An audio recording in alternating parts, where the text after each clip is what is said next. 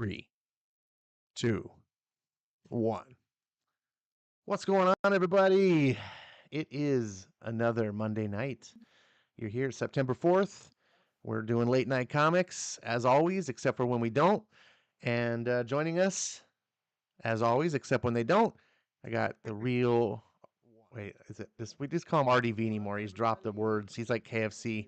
RDV, how you doing? I'm still as good as KFC over Popeyes, Oh, No, all right. Popeyes is better. but And I'm doing all right. there's Zach breaking kayfabe before the announcement. Go ahead and say hello, Zach, since you didn't want to wait. I don't wait for any man. I announce myself when I please. Whoa, You want whoa, to are say you that? assuming my gender? I Oh, am. Off of my past experiences and interactions with you, yes, I deduced your whoa, gender. whoa! Are you a manhunter? Wow. You wait for no man. Wow. Hey, But I am drinking it's a Monster Java. I haven't had Yeah. one of those in a minute. Yeah, they were at the dollar store, and I was like, all right, I'll pay a buck for. Well, they're $1.25 now, but you know what I I was mean. about to say, is your dollar store still a dollar? No, they call it the We dollar. have It's Dollar Tree, but you know, we have Dollar Tree, but nothing in there is a dollar anymore. right? Like I think Nothing's the a dollar. the cheapest thing is like I think $1.75. crazy. I think $1.75? $1.75 is for like the cheapest thing in the store. Oh man, Dollar Tree's out here. Everything's $1.25. Oh, y'all have something cheaper than I do, and you're in California. Dang. Yeah, it only went I up 25% so far. uh I don't sell my shoes with dollar stores. It's oh, beneath me. dude, Dollar Store has some cool stuff in there, man. Yeah, yeah. You can get when you can I get go to monsters for like Walgreens. A monsters are buck almost 25 $4 a for a piece. monster. Yeah. Yeah, monsters. If you can get that for a buck 25, that's a sweet deal. I go to Walgreens, fill up my basket, and then go right out the door. Yeah, Oh, but Walgreens, I feel like wait, some of wait, their wait, stuff wait. No, gets you don't. You don't live in California. Only I get to do that. They go to Chicago. It's the as same. long as it's under $1,000, right? Under 900. Oh, is it under 900? Now I Yeah. heard there was one guy. He marked everything at like $901, That's what you should do. but then he gave every like serious customer, he gave them coupons that reduced it to the regular price. That's totally, man. That That was dude is totally my based, and I idea. love it. I My love total it. my all the stores they need to give like membership cards, like Costco, Yeah, and if you yeah. show your card at the checkout, like you get the discount, otherwise you don't. So you can come in and like steal shit and everything's But then you can, $901 or more. and then you can get charged. Yep. Yeah, I like that idea. Make everything like a Costco or a Sam's Club. Dude, I gotta tell Even you, though, I have so much. I mean, I've always liked Costco, but I have so much more new love for it now in this new post-COVID era where there's like all the shoplifting and everything. You don't get Mhm. any shoplifting at Costco, right? Like, No, because because everyone, you gotta have the card to get in. you got to have paid membership, right? Like, it's Yep. not even just have a card. You got to pay for it, show it to get Huh? in. Yeah. Like, it just, They check you. They check you at the door. They got like bouncers out there. they got bouncers, right? The first time I went, because I remember when I was still married, my ex mother-in-law, she gave us a membership, and I went to go use it, and I was like, yeah, I'm gonna go get some groceries, and there was a woman at the front of the store, and she's like, sir, I'm sorry, do you have a card? I was like, oh yeah, it's this one. So I was like, dang, they card check you. I've never been card checked before, like going to bars or anything. Never been card checked, but at Costco, they'll get you. Yep. And the thing too is like where all the other stores are like cutting costs and cutting corners, like I got to Mhm. bag my own groceries now. I got to pay for the bags, like, all this stuff. At Right. Costco, they still have like the sample girls that are out there like giving you free food when you're going around. Yeah.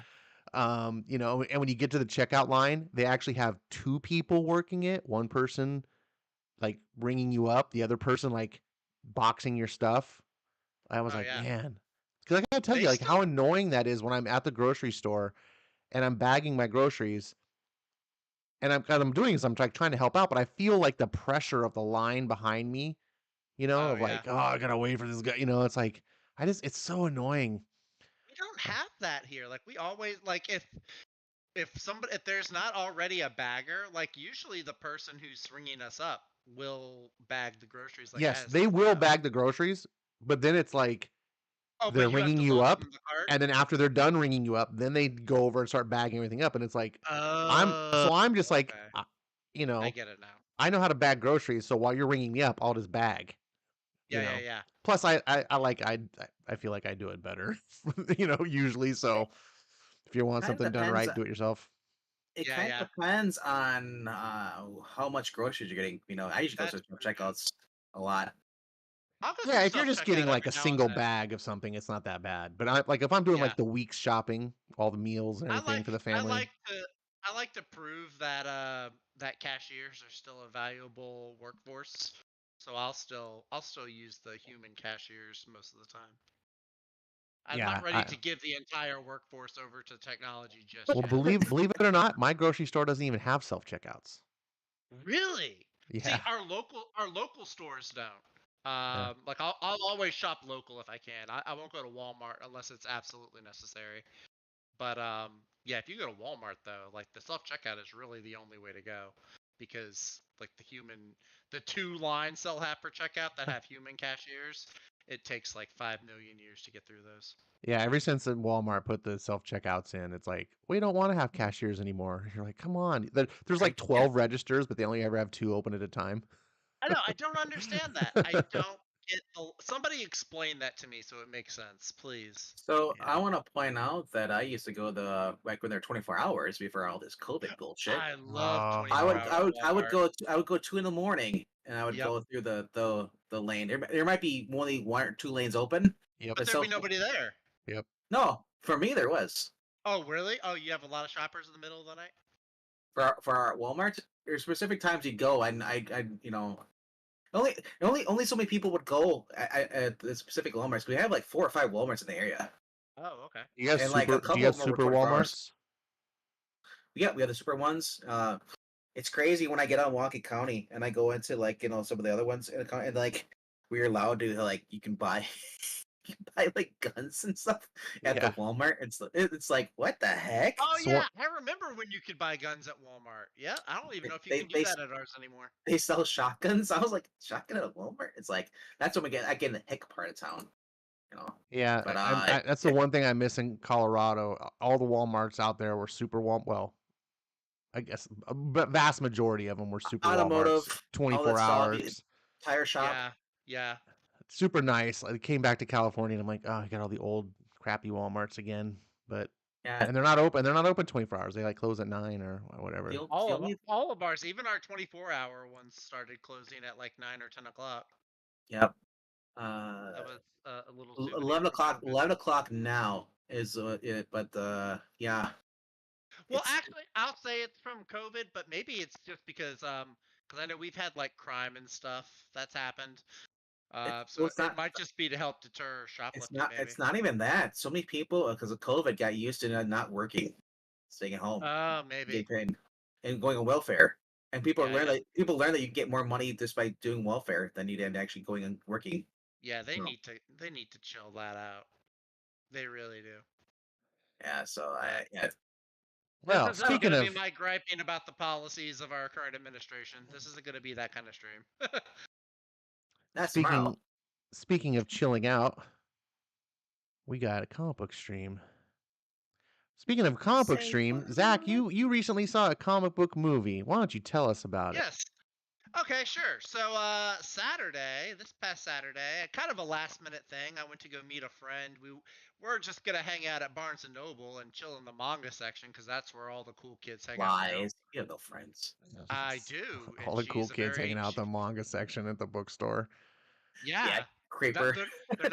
They're not hanging out in the Western comics section. I tell you that they're They're shrinking not hanging those. out in Anyway, bookstores. Just well, the cool kids are hanging, or the cool kids are. The regular dumb kids, they don't. Anyway, you're getting me off track. Do you want to hear my story or not?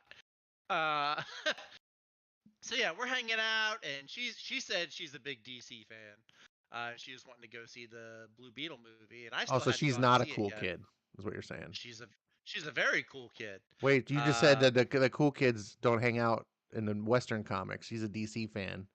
She's a I'm DC sensing- fan, but she's also a manga fan. I'm sensing She's both. inconsistency in the story. Hold She's both. She's a manga fan and a DC fan. She's a Detective Comics fan. That's what it is. She likes Ram V. No, she does not like Ram V. She likes. Cancel that bitch. She likes to actually no RDV. You'll be impressed by this. She likes the Dan Abnett and Brett Booth Titans Rebirth run. Wow. She's a big Teen Titans fan, actually. So anyway, again, getting off track. I'll hang out with her. We're hanging out, and there's a theater close by the bookstore, the Barnes and Noble. We're hanging out at, and so we'd been talking. We brought up Blue Beetle before, and we noticed, hey, there's a Blue Beetle showing in 30 minutes, and I happen to have 2 free tickets because I am a member Paradise? of the local Cinemark theater, and so no, not 2 tickets to Paradise. God dog it. So yeah, Pack your bags, Zach. We'll leave tonight. We went to go see Blue Beetle, spur of the moment, and it was all right. I'm glad I didn't really have to pay for the tickets; they were kind of free. It was all right. It wasn't super great. It wasn't terrible either. It was a very mid origin story, which was kind of disappointing because I like Blue Beetle. I like Jaime. They had some cool Ted Cord stuff, some little homages and everything, but yeah, overall it was all right. Little reminders of like, hey, this guy that you wish the movie's about. Here's a reminder. Oh no, I knew that it was going to be about Jaime Reyes. I like. I know. Jaime I'm Reyes. saying what you wish it was about, not.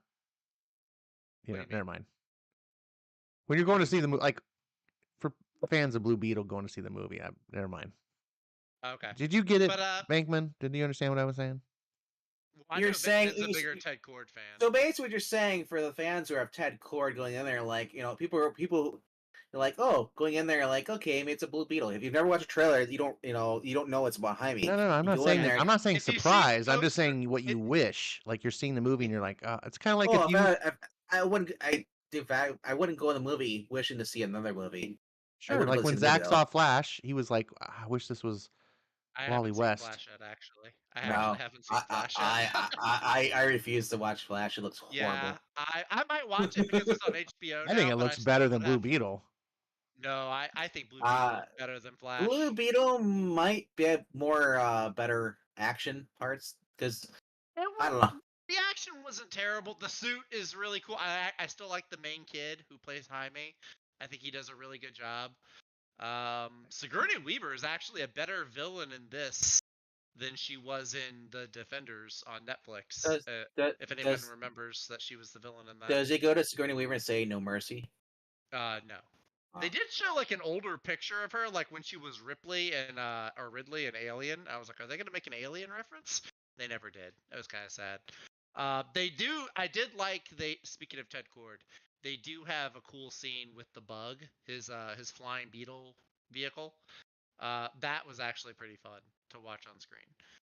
But overall, they've got some family moments. George Lopez actually wasn't as obnoxious as I thought he was going to be. As I heard, the trailer is supposed to be like the worst part of that. The trailer shows the most obnoxious line, but overall he wasn't terrible.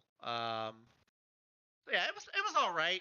I feel like Jaime's family is an important part, but I feel like they tried to make it too Shazam-like, where it's like the whole family gets to play it in his origin story. It's like we really didn't need that. I understand and I appreciate a good family story, but it feels like with Jaime, there was one part that I thought was really it did a lot for his character. I would say that the best part or best version of ever saw of Jaime or whatever his name is, was not in the Young Justice everybody brings up. Mine was the Batman, the Brave and the Bold.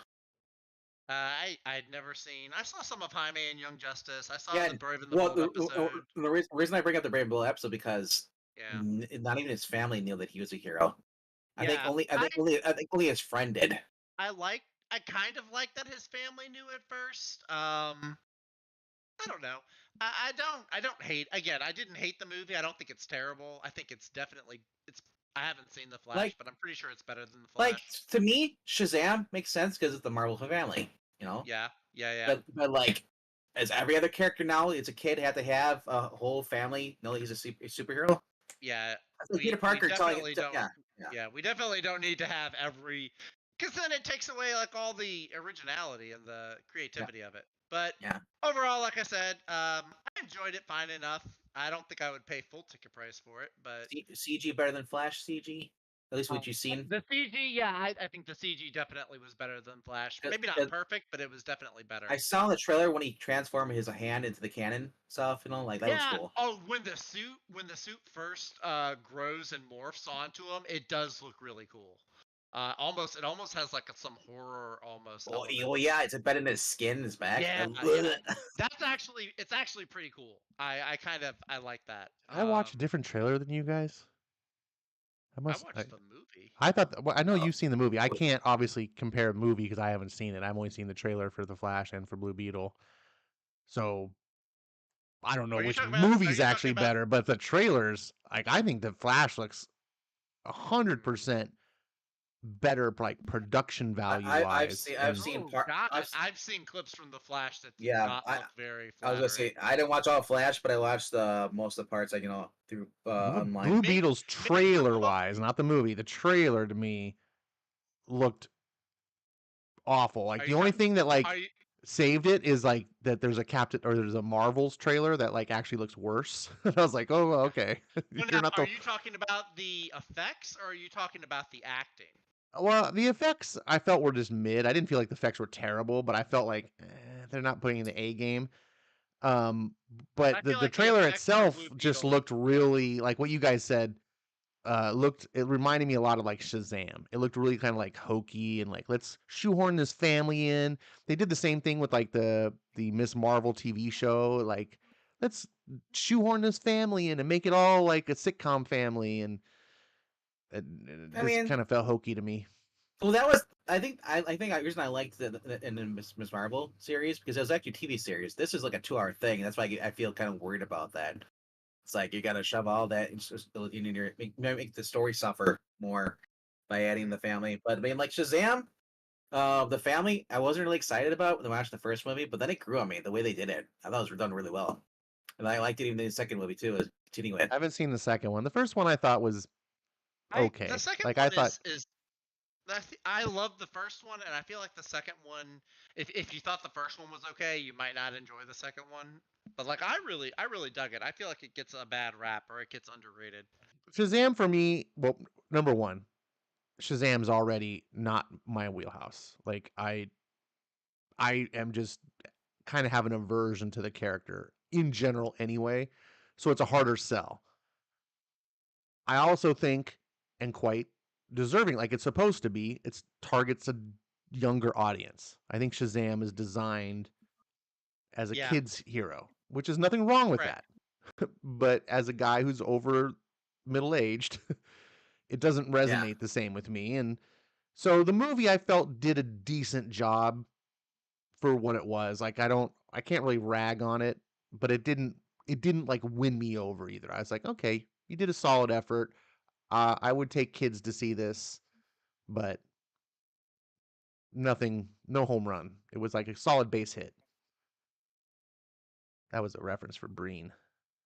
Sometimes that's all you need is a solid base hit to score a run. Yeah, there you go. Yeah. But I will say something I thought I did. This probably doesn't speak well of Blue Beetle, but one of the most memorable parts of the whole movie going experience was I finally saw a trailer for this new Willy Wonka prequel movie they have coming out. Because that's one thing we definitely needed was an origin story for Willy Wonka.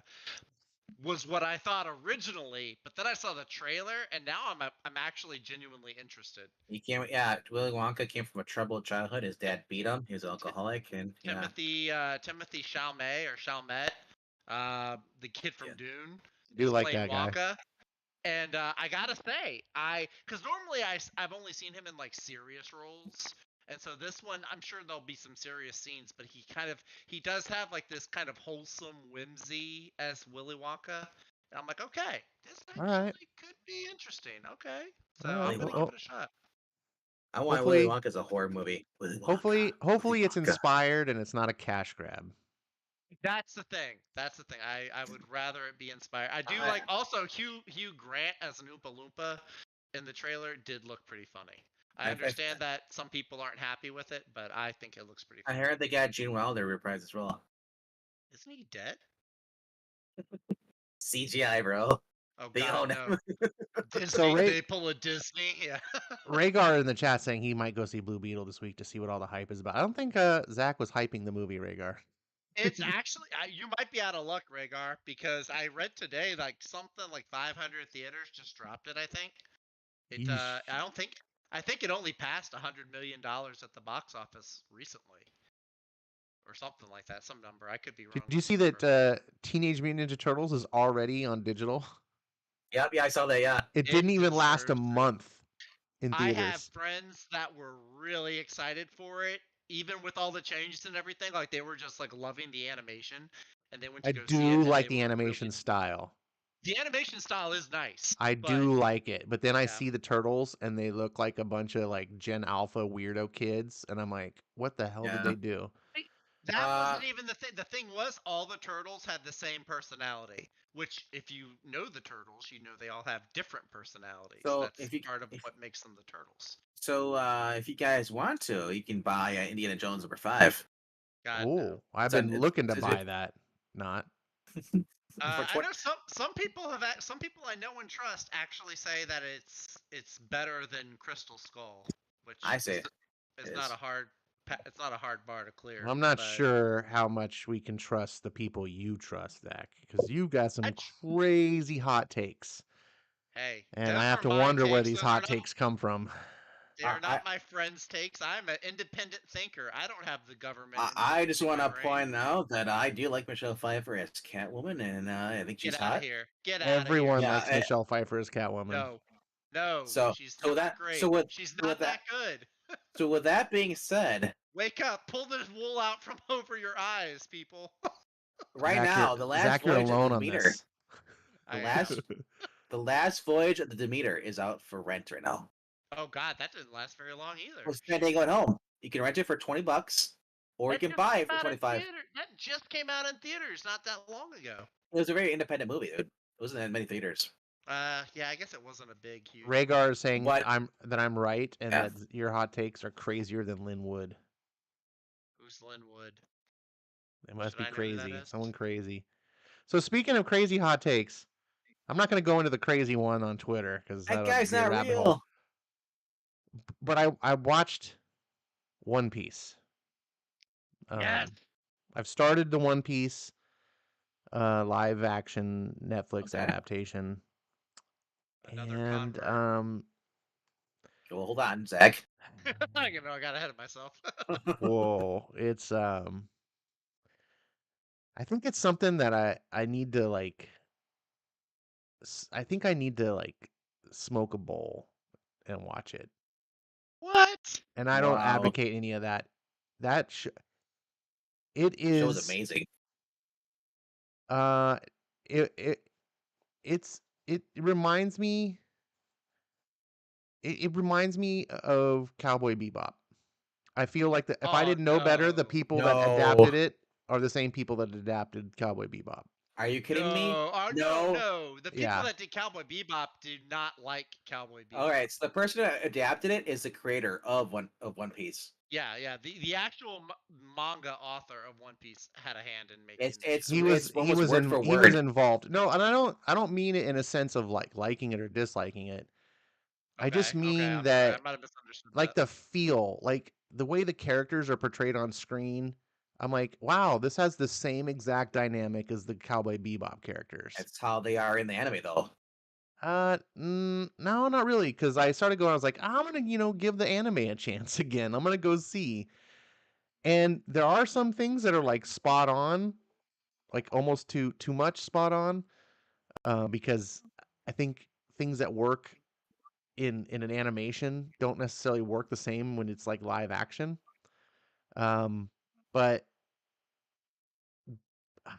I don't know. I don't hate it. I didn't even hate Cowboy Bebop. Uh, But it just it, I can't help but feel I'm watching it. It has a very, very strong like high school drama club feel to it. Like it feels like It feels like high school drama Somebody's club. watching me. It's I don't know, but Well, 84 countries love it. it is faithful. It's number 1 in 84 countries. That's true. It is now the record holder for most popular Netflix show. Well, it beat Stranger Things season 4 and Wednesday. It has a really powerful IP. So it already had a very wide fan base. That is true. Right. I mean, so it's a very heartfelt story, dude. I did not like the anime. Well, so here's the thing. I also have to disclaimer. I have not seen the whole season. I've only watched the first 3 episodes. I've only watched the first 3 episodes. So I'm giving you a feel of how it's come across. I don't hate the show, and I actually do really like the actor that they got to play Luffy. I think he successfully does what he needs to do for like a live action adaptation. Zoro and the girl, I'm struggling. Like, I really hate the girl. She really feels like Faye from Cowboy Bebop. I'm like, it's just the same character. And she's just really unlikable, at least so far. Maybe she turns around. I can see that as a possibility. Wait until you get further in. But Zoro, who is the character that I would normally gravitate to, I'm like, this actor is giving nothing to work with. He is just edgy. That's it. He's just edgelord. And I'm like, everything he says is just super stoic and edgy. Just, so that like is the character. Like, he is a very stoic character. Yeah. In the but it's just different in the anime. It doesn't come across that way. And also the pink-haired boy, he's a dweeb in the anime. Yes. But he is like an effeminate, like I have this aversion when I see him on screen. I'm just like, what?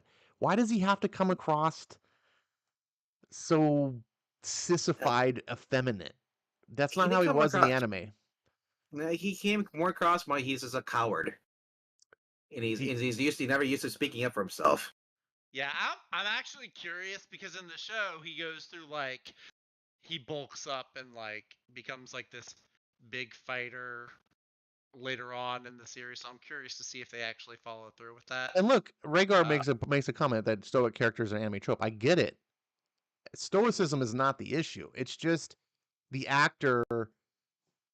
It just feels like he's not an actor, and he doesn't. You said you're on the 3rd episode. Yeah, it's like watching a Steven Seagal movie. Steven Seagal was stoic, but it wasn't. No, it's nothing.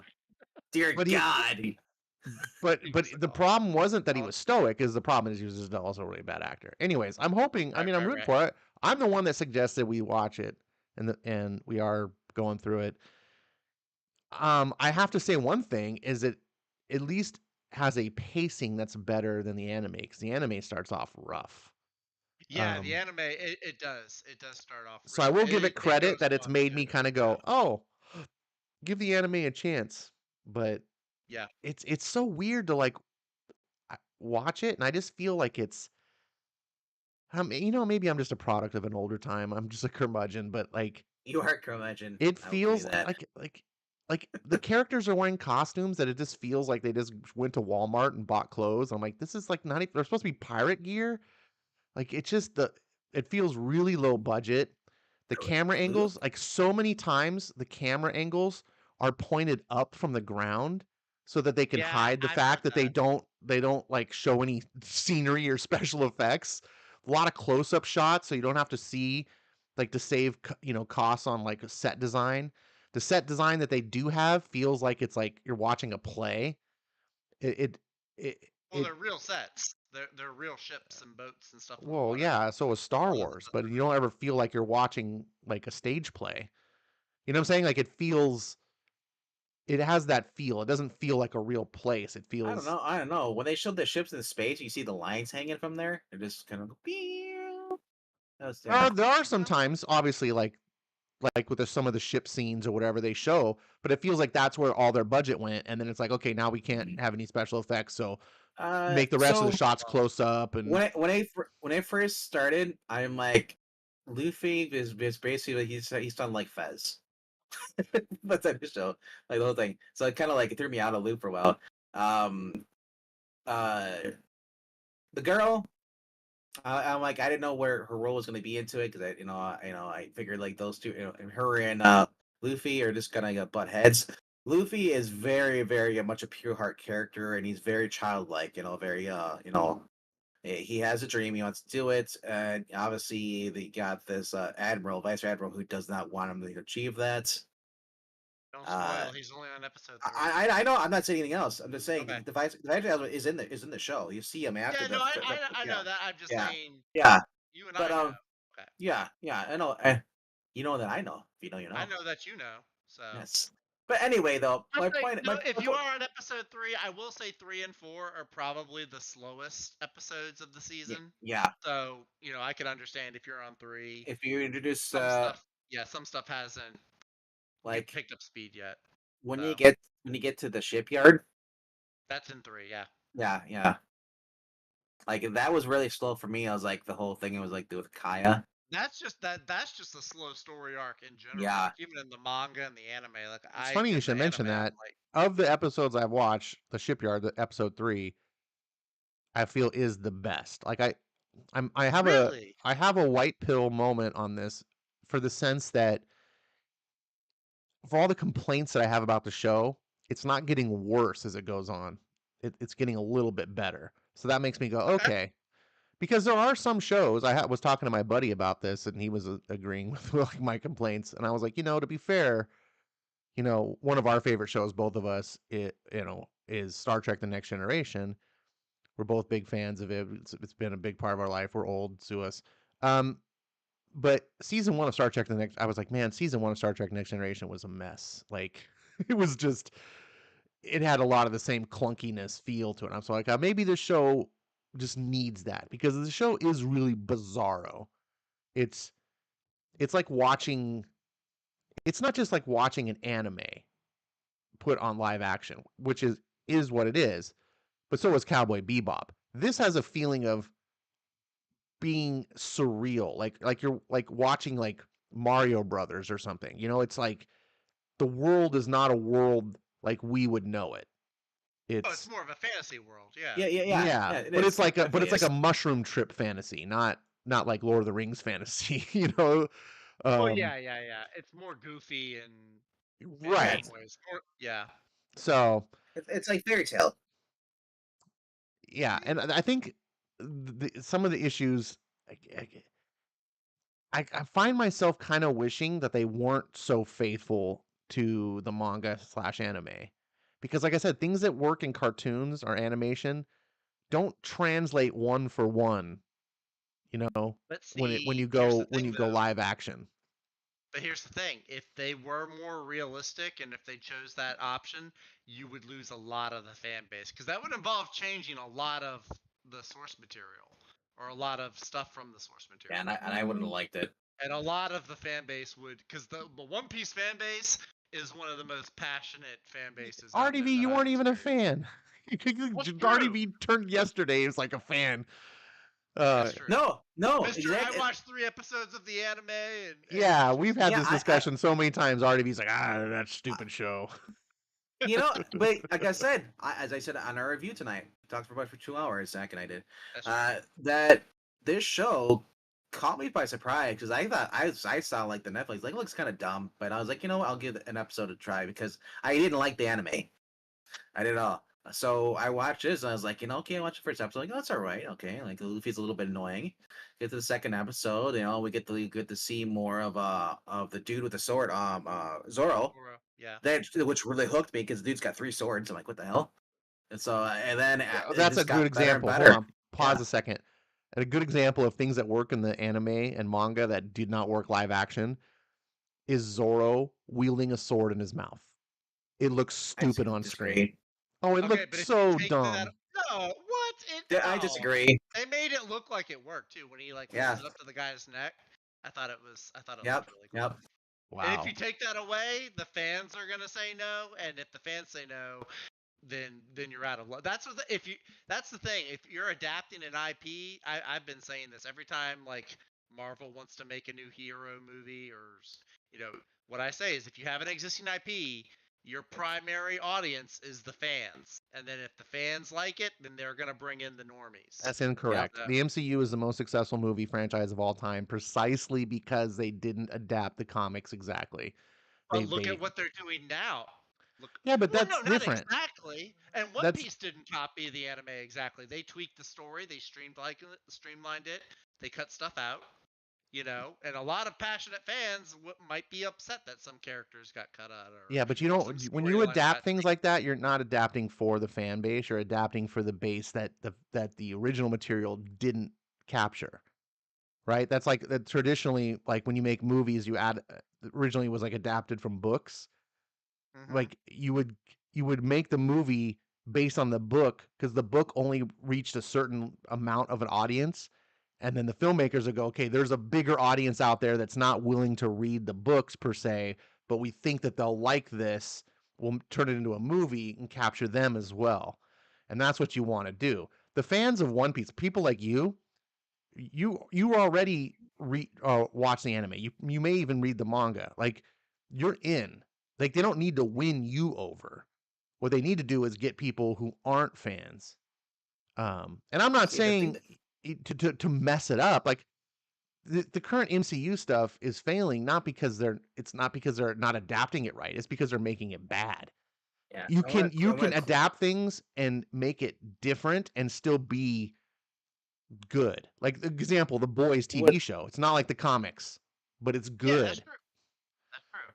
Yeah. You make a good point there.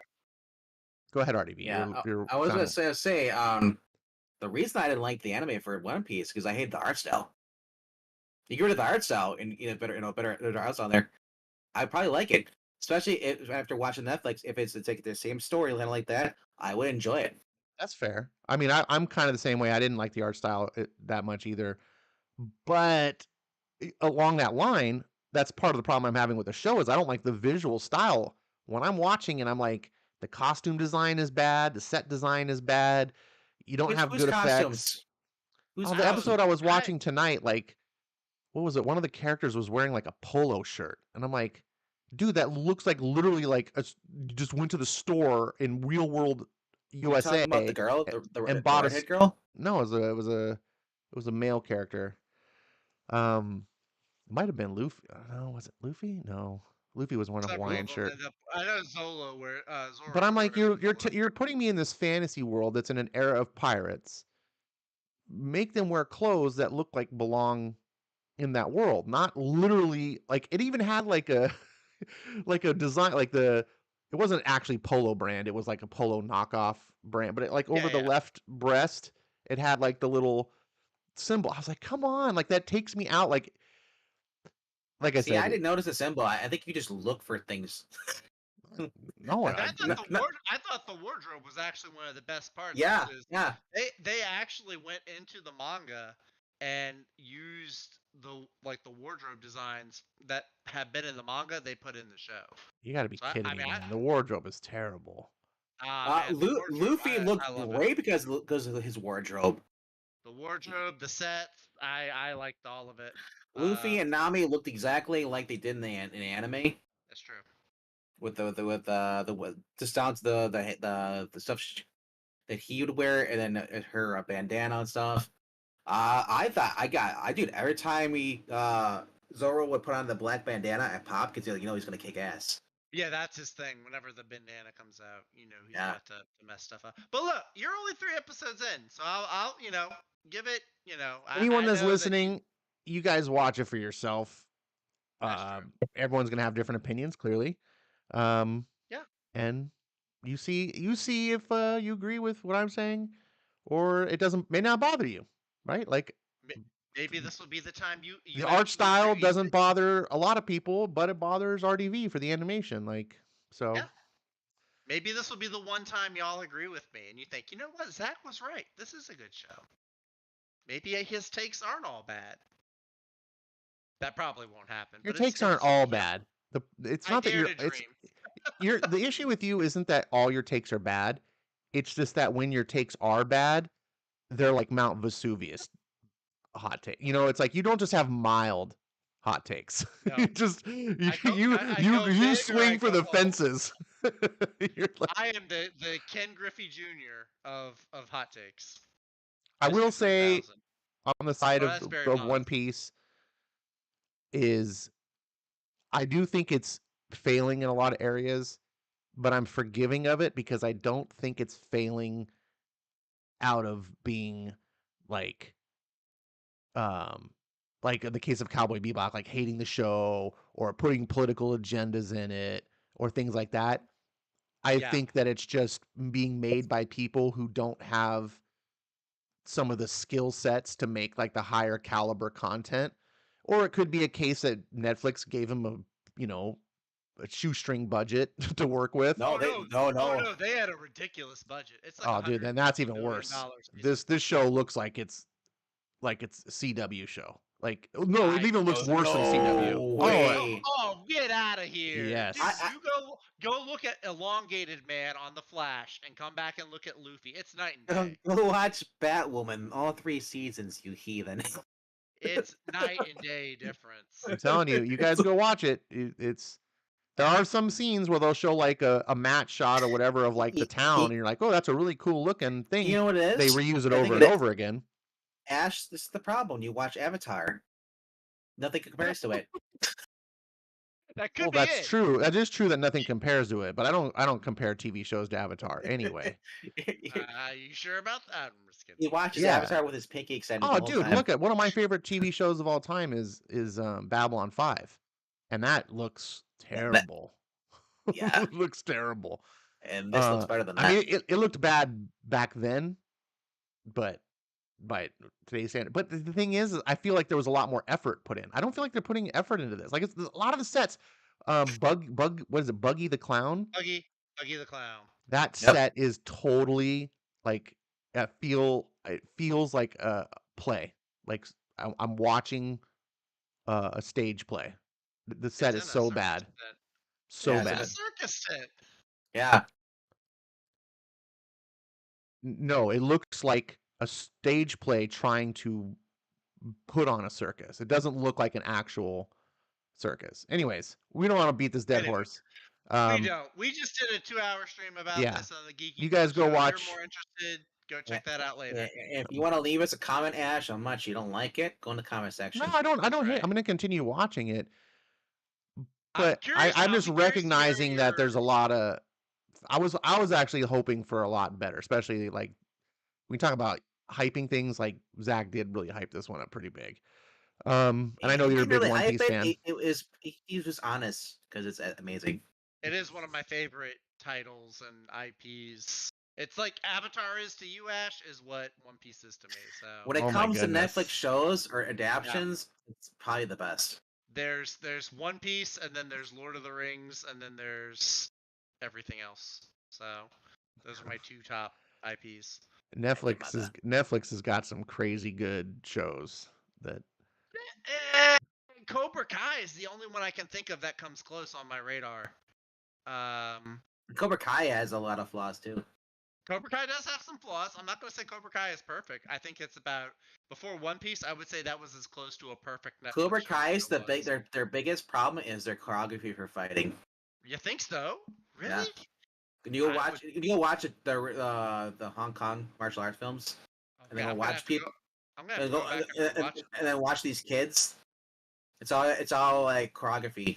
It's not even really. It's like I don't expect them to be real fights, but it means like it's really slowed down fighting. Huh, and I think they actually do speed it up with the camera. I would not have thought that, but. So anyway, as an example of Netflix awesomeness, House of Cards was what launched them. Were House of Cards, weren't they? You've got Stranger Things is. I fell out of the Stranger Things hype. Oh, whatever. It's especially that first season is a remarkably well-made show. The first season was good. But then So around like season 3, 4, I started to Cobra watch. Kai, I almost don't really count because that was a YouTube original that The got first season canceled, was, and then Netflix picked it up. But it's like a yes, that super is low true. budget show. And But you got so, Narcos. eh, Trying to. I guess this is the deal though. If I just name like really high quality stuff and you hate it, then I guess I I'm not mean it saying just I kind of hate it. I'm not gonna. I'm it's not just saying I proving my hated point. Narcos. Like I all did the things that are see great, I don't like. I like the cheap stuff. Marco. I Like like Polo or Marco Polo. Polo. It was Oh, the Marco Polo was really good. That got canceled that though. was it got canceled after like Uh, what season? Season. Also Rager, I don't like Bob Burgers either. It's not that great. Wait, who? Bob's Burgers. Oh, Bob's Burgers is hilarious. Yeah, I think that's CBS though. I don't think. Yeah, I think it's either CBS or NBC. Fox. Oh, is it Also, Fox? Oh, Umbrella Academy is a Netflix original. That's really well done. you think so? Even the Yeah. last season? It's well done. First one. I saw the first one. It had some good cinematography. I only watched season 1 because I No, I- see, I was I gonna read say the you didn't books. watch the final. No, How many I'm seasons just did it talking have? about how Three? well done it was. Obviously, people are gonna like what they're gonna like. Right, right. But as far as like quality production and everything, And you don't like this one, but it was well done. One of One Piece. it's Doesn't not matter well if it is. done. It may be entertaining because you like the story and you like the characters or whatever. But Well, anyways, everyone else go done. watch If I it. like the story and the characters, if I didn't...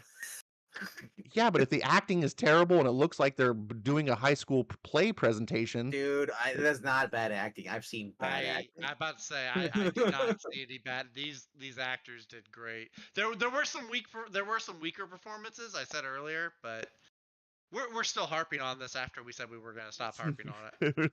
I play MASH. All right, Grumpy. sorry about that. You guys go watch. I had to get my word in because you guys got 2 hours of That's stuff you're true. gonna praise. Yeah, but we're talking about the whole entire show, so we know more. You haven't. It is We true. only You watched do that. know That's right. more. You're only 3 episodes in. Yeah. That's true. You gotta And you gotta you I'm got gonna time keep to go. watching it. I'm not hating on it. This should not be translated to here that this is like Batwoman. I just gotta say that the Flash must be really good because you're still watching it. Not by Are you choice. still watching? Oh, okay, okay. I was about to say. Yes, and that's why it's I taking stopped forever watching to get The through Flash it. so many years ago. Yeah. Like, In fact, the reason we even started One Piece because it was like, okay, we're gonna watch. We need something to watch, or whatever. And it was like, oh, well, we don't have anything. Well, because my buddy doesn't. We usually watch all the Star Wars stuff, but he doesn't like to watch it until the full season is out, so we can binge it. yeah. And so That's Ahsoka what is all like, of well, us do. Ahsoka's not done yet, so we can't watch it. And I was like, so we'll just watch an episode of The Flash. And I was like, no, dude, I can't do The Flash tonight. So I was like, how about we watch just one episode of the One Piece? Like, I have no idea if it's going to be good or not. Watch it. If it sucks, no commitment. Just move on to something else. And it was like, okay, well, whatever. We didn't have anything to watch, so we ended up watching it. And the 2 kids liked it enough that they were like, oh, we want to see more of it, and so we've stuck Nice. to it. My takes are a hit with children. Well, not a course they are. hit. They weren't chomping at the bit, but they were like, okay, let's see more. So I'll take it. I'll take it. I'll take what Yeah. I can get. so it is worth. I would say it is worth checking out, but I have caveats. Like I think I'm able to enjoy things even though if I look at it and go, that's a problem, that's a problem. It's not 5-star or 1-star with me. I am See, that's the I thing am for you. nuanced. I watch it, and I don't see those that are problems. I just see stuff that, and I watch it with Rue, and I like it. All right. You know I what? Jessica Jones season 3 is about the worst show I've ever had to sit through and watch it just to get because I want to finish the story. I'm a completionist. Really? Yes. See, Oh, I don't man. subject. I guess maybe that's the difference. I don't subject myself. So if I was constantly watching a bunch of bad stuff, I guess One Piece would seem better. But if I'm only watching a bunch of good stuff, you know what I'm saying? Like if you're always eating at Well, like McDonald's, I don't. It, I Yeah, don't. right. Versus like if you're always eating at like Ruth's Chris, What? your tastes are What going is to be that? Oh, it's a Right, your high-end tastes are gonna be steakhouse. off. Yeah. Yeah, Ruth's Chris is a high end, very nice steakhouse. No, All we right. have those up north. We actually have Speaking of lodges up north. high-end, let's get into I was about to say, Conan. Conan the Barbarian. We got 2 comic books we're going to talk about tonight. Um, and first one is Conan the Barbarian. This is was a pick from RDV and our boy Zach. This is not a book that I'm actually subscribing to, but it's not all about me. So we're going to cover this. And RDV, I was going to ask you if you wouldn't mind tonight kind of going through the sonat. I'll bring it up on the Discord too so you can see I it. was gonna say, I was like, sure. 8 seconds. You wait between each take. Yeah, right. Um, if you wouldn't mind kind of doing the synopsis, I'll follow along, and you just kind of like lead off tonight on for Conan. It's Conan the Barbarian. Conan. He chases zombies and gets laid. Conan the O'Brienin. O'Brien. I would watch that. Conan O'Brien Dude, as that'd be Conan. awesome. That would be great. I want that parody movie today, please. I keep forgetting how tall Conan O'Brien is. When he stands out of the desk, he's like, holy crap, it's Jack Skeleton. Conan the O'Brienin. Uh, this is the only Zub you should be reading stuff from. Not the other one. Jim Zub, not Zub Wells. Or Zeb Wells. But alrighty. Hold on, I do love the main cover though. That is the main artist in the my cover. computer is like hiccuping. All right, here we go. I'm following you. I now. do love the maps. Tells you The where maps are cool. Yeah. it changes. It tells you where they are in the story. You know, And there's words here if you care to read yeah. them, so people can read the words. I can't read them because whenever you share No, stuff, it's you always don't. out of focus. No, I'm not saying you. I'm saying as I was gonna say. if you're the reader reading the comic, you might not. You might just want to read the words, not just look at the map. All right, we start off with the lady who came in the first issue to basically warn Conan of the danger of the undead nightmare coming towards him, and Conan, who basically kind of brushed off it all, fight, and only realized that they couldn't survive. So now they had to follow them. They're following their trail for days, leading him into Hyrcania, basically Conan's homeland. There's people. He's like, don't worry. He's like, my men are strong. She's like, dude, you saw how these people were cut down. They're basically bonding with her. Right there in the upper corner, he has a sword she found. And she's kind of upset because that's a sword of one of her people. She kind of gets mad about it. While they're kind of arguing, one of the picked, as they call them, sees them. I guess undead. She's from Pict or whatever. And that's she's a Pict warrior. Yeah. And a lot of the undead are Picts because they killed all our people and turned into zombie people. Yeah, pretty much. Yeah. So it sees them. I love. Like I said, I gotta love the artwork on this. Going through here the story, and it's great. Feels like those Sunday those Viking comics you read. I can never remember the name of it, but they were always in the Sunday papers. It would always be like one or two like big panels. It wasn't like Garfield or No.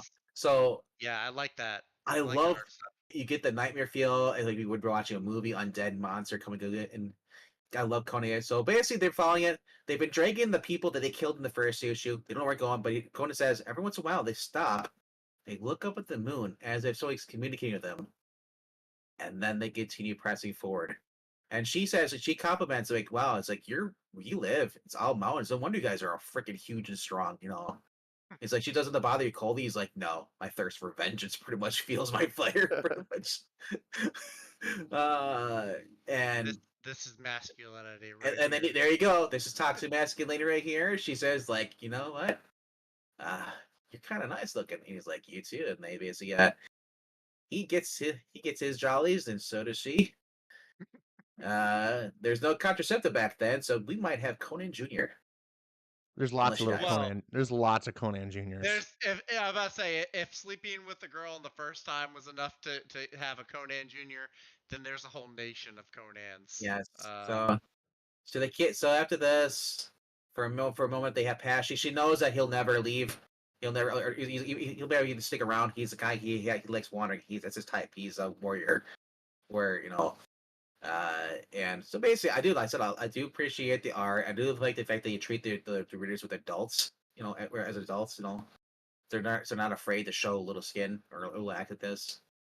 Being true to how barbarians are. All right, so as they go through the hills here, I believe in the next page. Yeah, they're going through the cold again. Now she's all wrapped up. That's I'd be like, screw that. Freezing my eyes up. Dude, where I live, it's cold, and he's just gonna.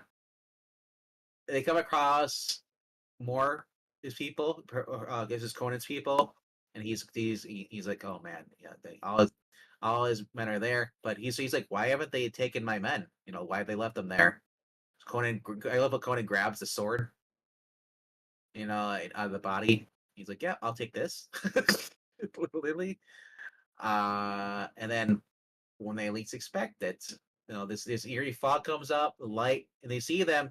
They hear this noise in his head, and Conan gets pretty much like both of them, like an mental image of, well, as Breen would say, it's time to monologue.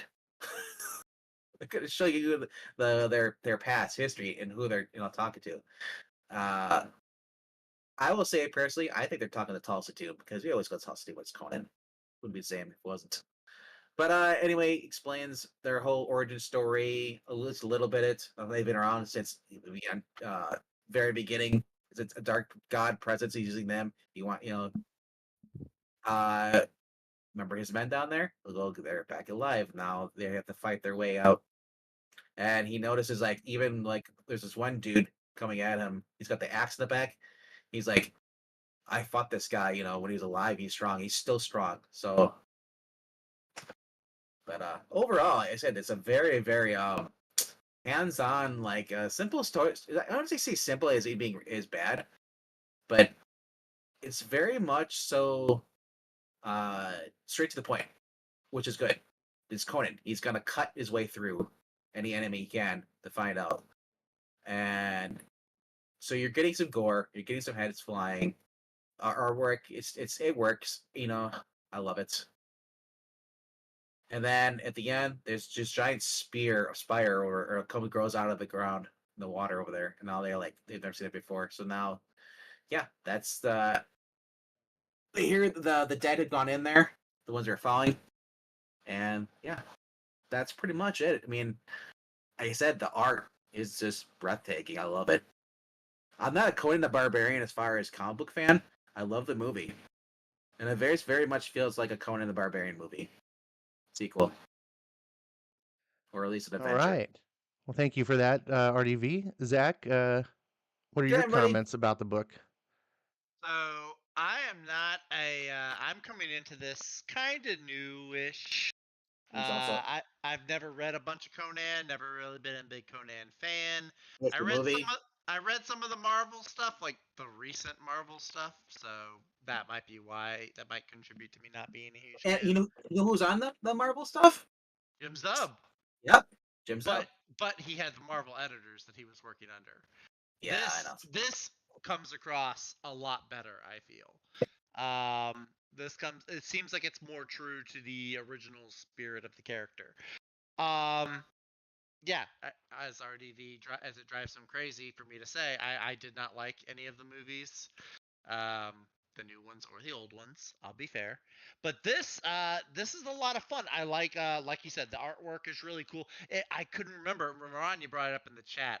Prince Valiant. The art style does remind me a lot of those from the Sunday papers. Uh, but it's cool though because this is it's still swords and barbarians and that kind of medieval fantasy genre. So it's really cool. The colors are amazing. I like the colors a lot. Especially when they show like the zombies like standing in the moonlight, and I think it's really cool the way that that's done. The story is kind of simple, like RDV said, but it's not like it's not a bad simple. It's not like dumbed down because the readers are too dumb to understand. I hope that this is just like an introductory story arc, Something that I've mentioned several times is how I hate that there are so many miniseries out there. I would rather collect issues for one ongoing than a whole bunch of minis. So I'm hoping that this is like an introductory arc. Um, but yeah, I like this picked character. Is Belina? Is that her name? Or the picked warrior? I forget her She's a cool name. character. She doesn't have like a super strong story, like at least not that we know of yet. I'm hoping that maybe they. I understand Conan has a lot of sidekicks, and maybe they're not all meant to have like these really long drawn out stories, but I like to have some background with the Oh, characters that I read. there's one thing Um, I overlooked about her character. Her character was she's the men are the warriors in her land. right, yeah, She she became one, but yeah yeah, I remember she did mention that. It's like she wasn't like a wife or stuck around to the house. no So I do, yeah. So there was that, but yeah, I do like because like I said, I do like to have side characters with a little bit more backstory or a little bit more yeah development. But overall, though, I enjoyed it. It's like I said, I'm new to Conan, but yeah. this has been a fun read so far. She says, "Proud as I am to have embraced a warrior's mantle, with when few women in my tribe would take up spear, I, never broke free of those obligations, so I could see the world beyond the Pictish borders. You know, Mm, yeah." that's right. That's right. He says, "Yeah, you rode north." He's like, "Well, yeah, he's like he says, but even this, it's born of obligation. This track is born of obligation instead of desire and grim mission." So basically, she's not the warrior life, but she says, "What Conan you are." That's why we never really work out the weather together. All right. Yeah. I also want to point out she kind of looks like Red Sonja when she was on the hood. It's over there. That's the okay. I'm all right. I kind of wish. I hope Red Sonja. I think it would be really cool to see Red Sonja show up at some point because I know the two do cross over, Well, but or they in the won't be. same universe. But is this a Dynamite book? It's a Titan, so Is Red Red Sonja Sonja stuck with Dynamite? Because I know she appeared in Marvel, back when Conan was back in the day, but back she's in the been day. Yeah. but Dynamite acquired the rights to her. Is Red Did Sonja they? Robert E. Howard? I believe so. Is Robert E. Uh, Howard also the one who did Conan? Yeah. Conan was but she appeared in Roy Thomas's and by Marvel I thought over because I there. thought Red There- Sonja was not part of Robert E. Howard's universe. She's not. Okay. She was Maybe. he was made she was made for the Marvel universe by Roy Thomas. Okay. Um, Gotcha. yeah, They're in their Conan. they obviously they did make a Red Sonja movie back in the '80s, and it did have Arnold Schwarzenegger in it, playing a character who was very Conan-like, but not actually but Conan. he wasn't. Um, Yeah. Okay. Okay. um, but I don't think that they actually. It's one of those character. It's one of those crossovers that feel like made they could go together, but I don't actually think that they Right. really are together. They Okay. crossed over in Marvel, then they crossed over again in Dynamite. You know, but Conan's a public domain, or at least owned by the family, our family. So basically, it's not just one. Marvel owns it, or like so. Basically, Marvel lost Right. the rights to Conan. Remember? Yeah, they took the. I think the estate took the rights from Marvel. I think Yeah. they said, "Hey, we don't like what you're doing." I'm paraphrasing, Because but I Marvel, think what first thing happened Marvel is they did when didn't. they got the rights to Conan was like, let's put him in the Avengers. It's Yeah, like, oh right. They're like, what goodness, the Yeah, hell? what are you that doing, was. Marvel? So that Yeah. so just like what's her name has Kulan Gath as her villain, Red Sonja. Tulsa Doom is Conan's main sorcerer villain. Tulsa Doom was from the movie. That's Yep. Snake Man. Yep. Yeah. And he barely, I forgot, I guess he's mentioned, according to Leave Comic Geek, says he's mentioned in this book. So that could be something, he might be a future thing. Or maybe it was just mentioned by a Conan. Okay. So if he turns out to be the big bad villain, or at least part of it, I don't mind it, because Tulsa Doom was a wizard, he kept coming back to life. He kept reincarnating himself. Yeah. Just, yeah, in the comics, from my understanding is. All right. But Shall I give my thoughts on the book? Think away, sir. Wait. Does anyone want to hear what I have to say? This curmudgeon is gonna kind of crap on the book again. 2 for 2. Okay, no, But- I'm not gonna praise. I'm not gonna crap on it, but I'm not gonna praise it. I wish I had the RDV thing and a little GIF for the mid. I'm gonna say one thing about this book. Like, first of all, and I think everyone that's just watching, if you're watching, you can see for yourself. I think the art is actually really is the star of this book. I really like that it captures the classic Conan art style from like the Savage Sword. It has a very like Joe Kubert-esque kind of style. Um, it this I think if you're a Conan fan, you're gonna look at this book and you're gonna be like, this is what I want Conan to look like. You're gonna be happy with that. Now, I am a sort of Conan fan. I love the original Conan movie. I'm not a real big fan of Conan the Destroyer because I felt like they took Conan and tried to make him like more goofy and jokey, and it didn't work for me. PG-13 Conan didn't as but the original one, love that movie. Um, I never was a huge fan of the Conan comic books because not because they weren't well done or anything. It's just the idea of like a barbarian kind of pirate thief guy running around slaying people and getting the woman wasn't just my thing. Like I was like, okay, like how many times is that going to happen? Oh, like every issue. Oh, okay. Like I was whatever. Like nothing wrong with that. I'm not saying can't. It just wasn't my deal. This book essentially tries to capture that. What I felt when I was reading this book the whole time is I felt like Jim Zub was just basically like imitating. I really felt like it was like, okay, what are Conan's stories like? Let me just kind of copy that. But the biggest thing that took me from like liking the story was the dialogue. Conan does not talk like any way I would imagine some ancient barbarian to talk. He talks in complex, compound sentences. He talks like a modern man, um, and he doesn't feel like Conan to me. In this scene here where he's with the girl, and you guys were saying like, oh, it's like masculinity, toxic masculinity. I actually disagree. Conan at every point in the first issue as well, he never initiates. Only the women can initiate. And here you notice the story. She comes on to him, and he's like, "Okay, you've given Yes. consent. Now I can touch you."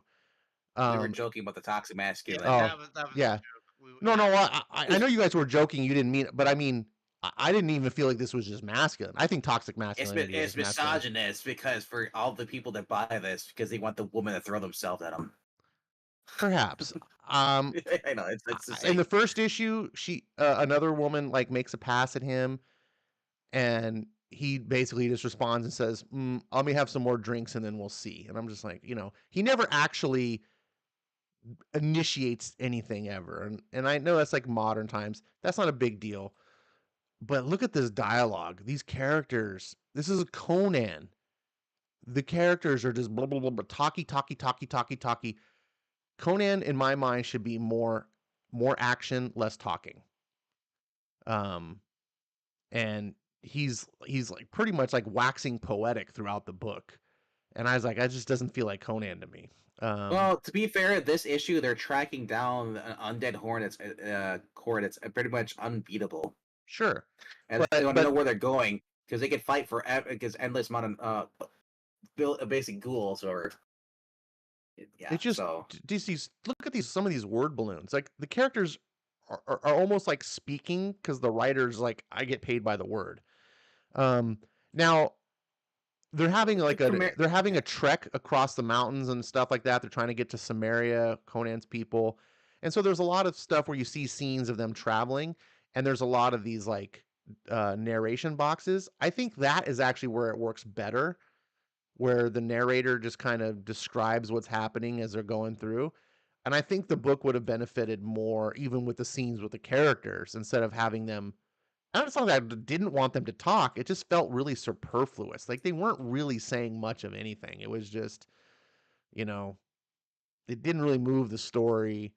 And like to Zach's point too, he even mentioned like the story is like super simple. In 2 issues of this comic, it opens up with, oh look, there's some undead people attacking. She comes into the story because she warns everyone, hey, you need to flee. These undead are coming, and people are like, screw you, dumb bitch. Like we're not gonna. And then they all die because they didn't listen to the woman. And so Conan and her are like only survivors, and they flee. And over 2 issues, it's all about them traveling to get to Samaria and then ultimately to this tower.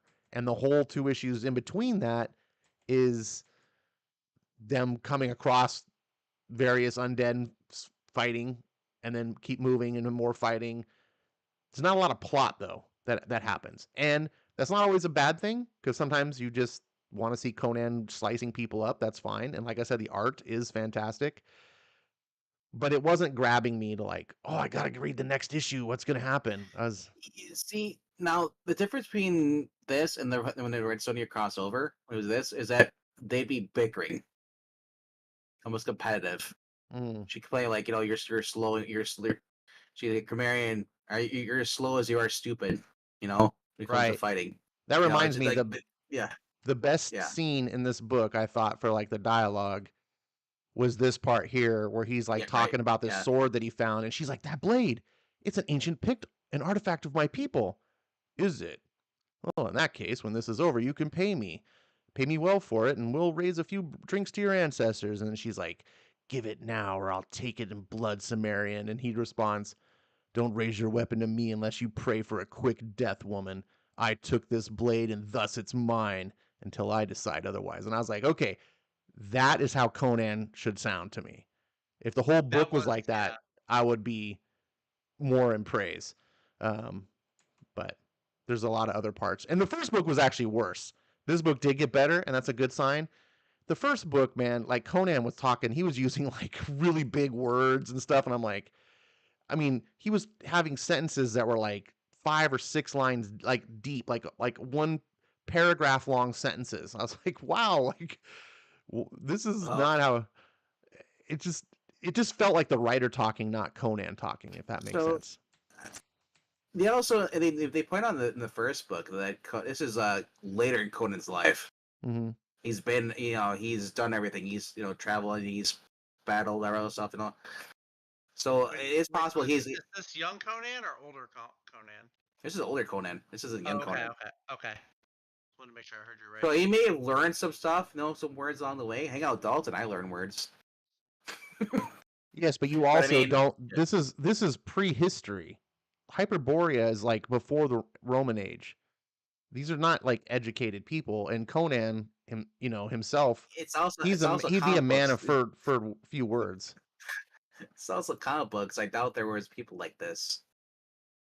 They were like. You doubt there was barbarians? They absolutely were barbarians.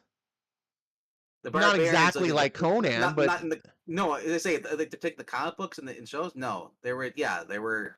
They're still there today. It's in Turkey. So, for example, another comic book we did on the show was the Infield Massacre. And in that book, the author really captures the feel of like the dialect of these characters. When you read it, it feels like how you would imagine these cowboys in the 1800s would have talked. They wouldn't have talked like men in 2023. And that helps sell the story.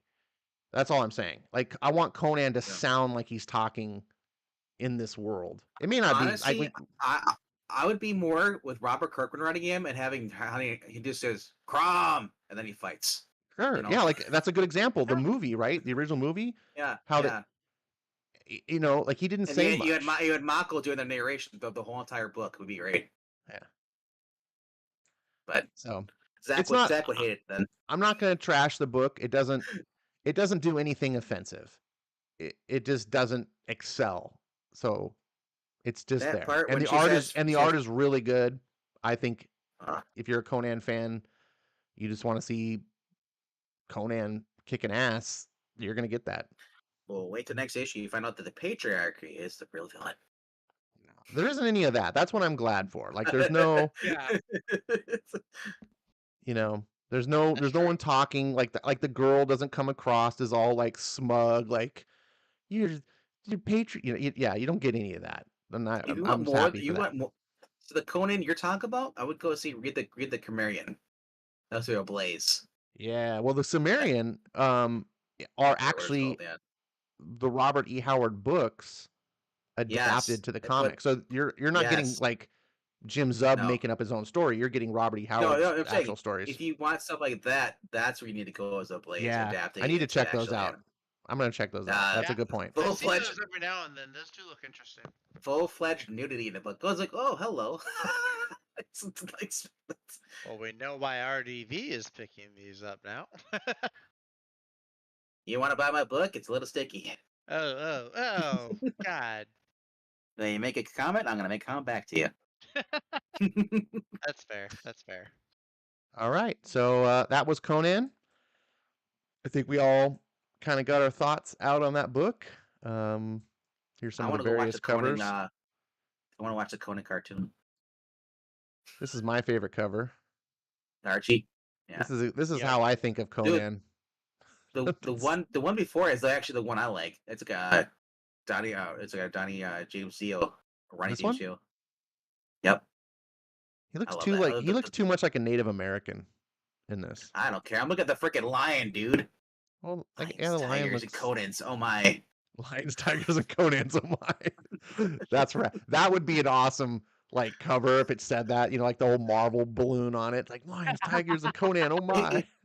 And he's Yeah. wearing the bear skin that he just killed. The bear. Yeah, That Stan Lee showmanship on a Conan book. yeah.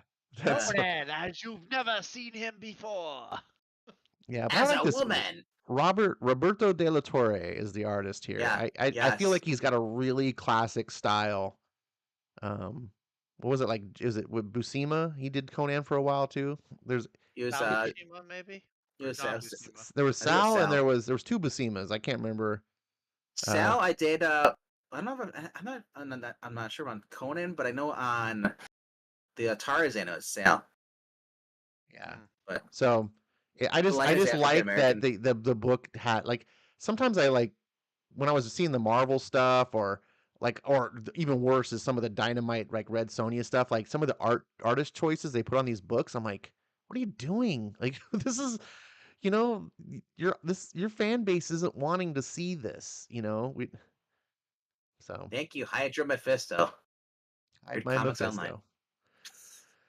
So yeah, this is this is such it's so cringe.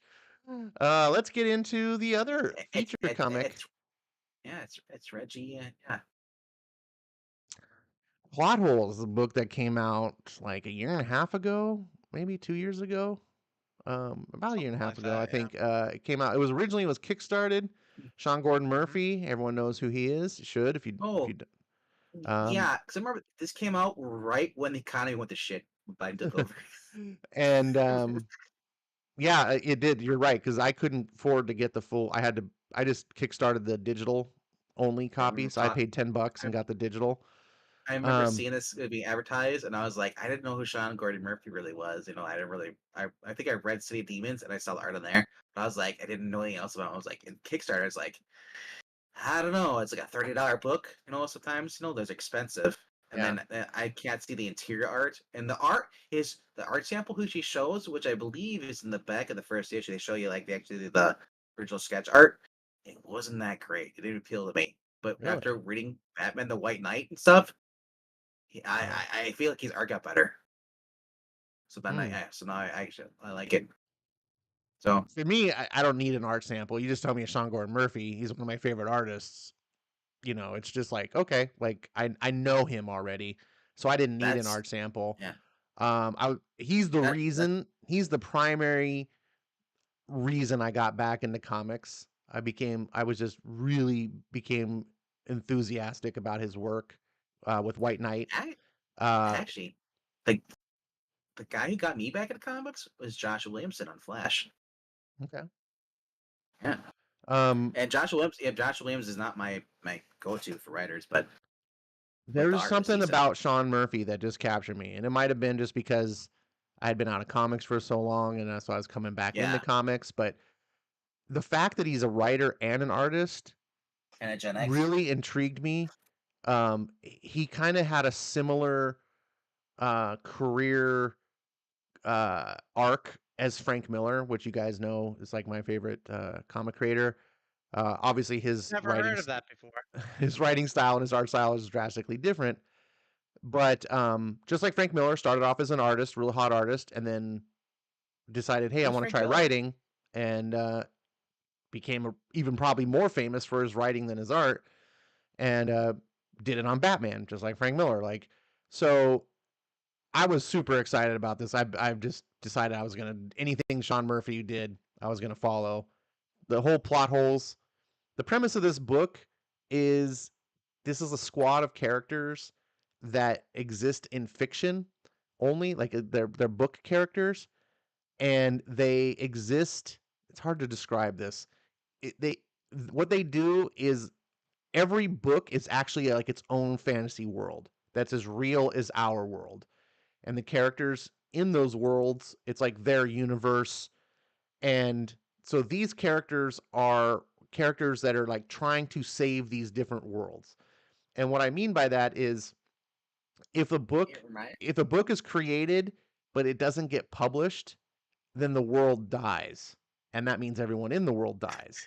And so these It's characters are trying to save it, and this character on the cover, who's kind of like a Sean Gordon Murphy self-insert character, but in a good way, is an author. He's a comic book artist and an author, and he gets recruited to kind of join this team. And it's kind of like this. Well, we'll just get into the book here. You can see the origin has some very strong similarities to the Matrix in the way Neo kind of gets pulled out of the Matrix. This character kind of gets pulled out. But this main character, uh, her name's Ed, short for editor, which starts off and there's like this alien invasion thing, and she's facing off with these like gray aliens, and already I think the comic exudes all sorts of character to me. Like with there's like bloop bloop boop boop boop, but they got their little ray guns, and then she's got her big hand cannon, um, and she decides it's time to clean house, and she's shooting them, and they're just like running away. Then we get introduced to the team, and they come from all different genres of books. We got like the superhero character, we got the manga character, we got the barbarian. Um, we got the 1930s like cartoon strip character, which is that little kid it's Kelvin looking, Hobb. kinda, but he's from the 30s, which is why he's Yeah, smoking because kids could smoke back but he then. has the same design as Kelvin though, and he has the So striped kinda, shirt. but Yeah, he's got the attitude of like someone from the 30s. Yeah, Um, he does. That's a- true. and they're shooting all the aliens, and you don't really know what's going on in the beginning. Um, and there's these Johnny uh, Darko's. Donnie Darko's good call. Um, and they're called the worms, bookworms, I think is what they I are, think so. and they are like attacking these other books. Brizian. Yeah, the They're not Brizian. real sure like what they are, but they end up killing this character Surge, who's the lightning guy here you see on the panel. Um, and they find out that one of the little aliens had got away and snuck on the ship, and they're like, ah, shit, damn it, one of them got on board. And so um, But they Surge pull the was a dino. plug. They pull the plug. They have this thing called the bookmark, which allows them to like make an emergency exit, kind of like jacking out of the Matrix. Um, and then his last breath, he dies, and they realize, okay, there's something bigger going on. And then we cut over to Cliff, who, like I said, is the Sean Gordon Murphy insert, but I don't mean that in like the bad way that we normally use it. Bro, look at that. You zoom in. You can see the bat. You can see all the Batman, Star Trek, every single little piece of fantasy. It'd be like Yes. my room if I had money. Right. And that's why I say about the self insert is basically Cliff is designed, I feel, after the fandom that Sean Murphy himself has. I don't think it's meant to be like Sean in the comic, but a character that has a lot of the same likes and things and stuff that Sean does, so that it can be that representation. Because it's Like also like us, we're comic book nerds, right? We like Batman. So this character is a good viewpoint for us. a lot of comic writers and artists are nerds. They love Star Trek, they love Batman, they love all the different IPs. There's so many in there. There's Gundam in there, you see in there too. There's a Johnny Storm car. You'll see. Right. Yeah, there's a lot of Yeah, cool little things to Easter look. eggs. And I love that Sean, as an artist, like he puts that detail in his work. I don't know what that poster is, but it's probably something up there. Blade Runner. Oh, that it is? Okay. Top right? Yeah, it's Blade Runner. Yep. So this character, Ed, shows up, and she's the Morpheus character, is going to recruit him. And she, explains, she tests him and says, "You know what this sword is?" And he's like, "Huh?" And he's going off, and he's like, "Oh, it looks like it's from Dragonlance, but it's not, this and that." And of course, he's right about everything. And she's like, "Okay, cool, impressive. Zorro. Your Yep. stuff." Yeah, Zorro. And she's cruising through his room, which I thought was kind of cool, like looking at all the different, All different Batmobiles. yeah, the toys. Yep. And basically he's kind of recruit him, and he's like, "What are you talking about?" But then one of the bookworms things shows up, and she's like, "Wait, that's impossible, because this crew is supposed to be the only ones that have the ability to go in between books to different books. Everyone else is trapped in the book that they're in." So they're just like, "Wait, what? This is, something's wrong. How can someone else be doing this? They don't know." And so she tells Cliff to use the sword that she had, which he does, and he's just like, "I don't know how to use these things. I only know how to draw them." But he does his best and cleaves through it, and they'd had to jump out the window, and they're like, "Ah!" And then of course they use the bookmark again, which is like jacking out of the Matrix. And I know that I'm saying this, I don't mean to say this in a derogatory way.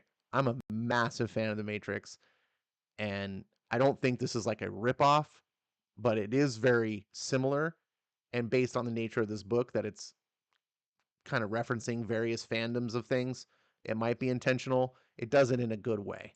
Um, and so we get the character's introduction to the team, um, and we get some nice personality development. Johnny Manga is actually one of my favorite characters. I really do like all the characters so far. Um, he can't really handle it.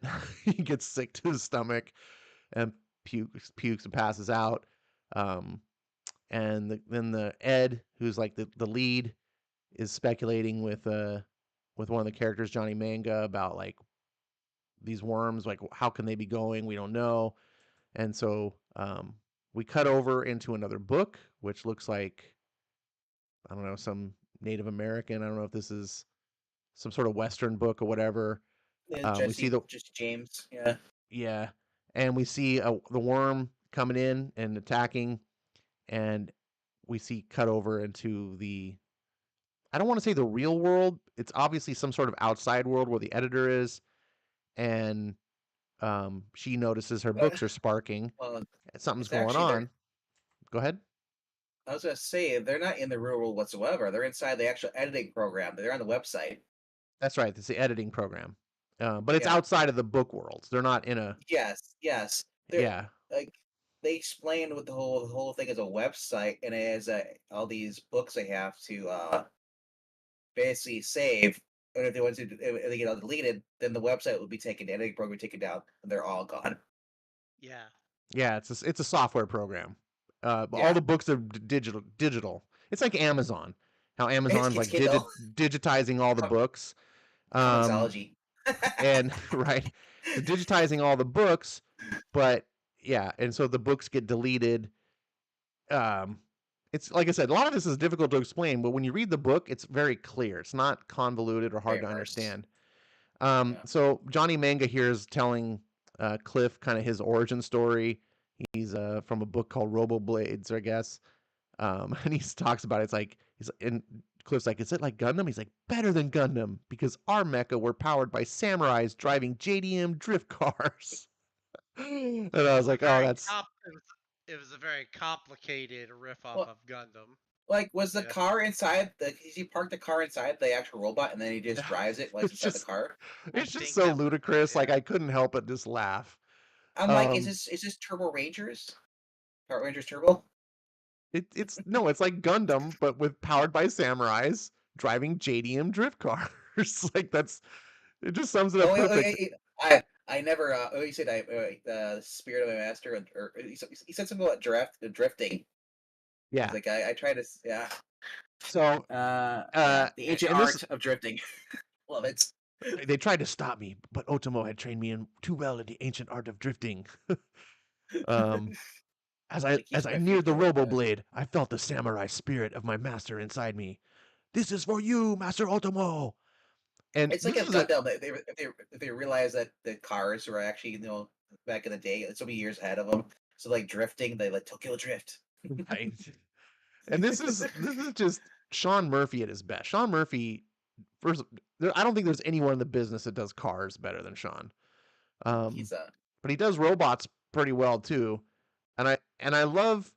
It's not pure manga style, but obviously this is Murphy trying to do it kind of looks like it. manga esque. That I really appreciated the black and white because almost all manga is black and white. Um, and he's talking about a story that he fails in the story, and that's where Ed comes and saves.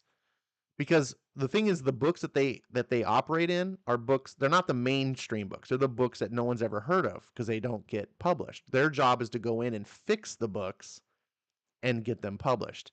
If the books don't get published, then they get deleted, and if enough books get deleted, the whole system crashes and they all die. So they kind of explain it better than I just did, but I'm trying to keep it down somewhat. Um, and so Johnny Manga and Cliff, kind of hits it off with Cliff, kind of becomes his sort of his tour guide, I guess, to introducing everything.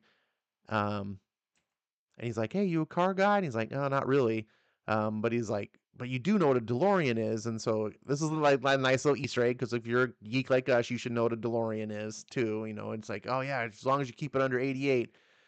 So they explain how they sometimes to get away, they'll go into different books. And so he goes into this book and he's like, "Wow, this feels so real." And Johnny's explained to him because it is real. It's real to you, and that's what matters. And he's talking to him, and he says, like, hey, when your wife died of cancer, right? How'd that make you feel? And Cliff responds, like, it was awful. I tried to save her. I threw myself in my work, blah, blah, blah. And he's like, see, now you understand. It's real to you. And that's why we do what we do. And it's a really cool way that Sean tells the narrative to make you buy as a person why fictional characters matter.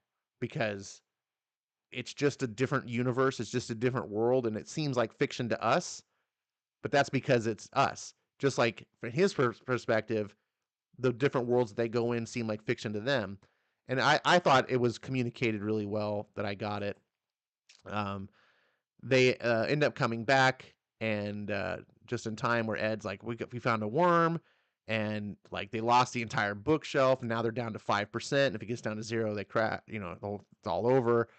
And so it's an emergency, and that's the end of the first issue. So that's the synopsis. Why don't we let Zach? Why don't you lead off?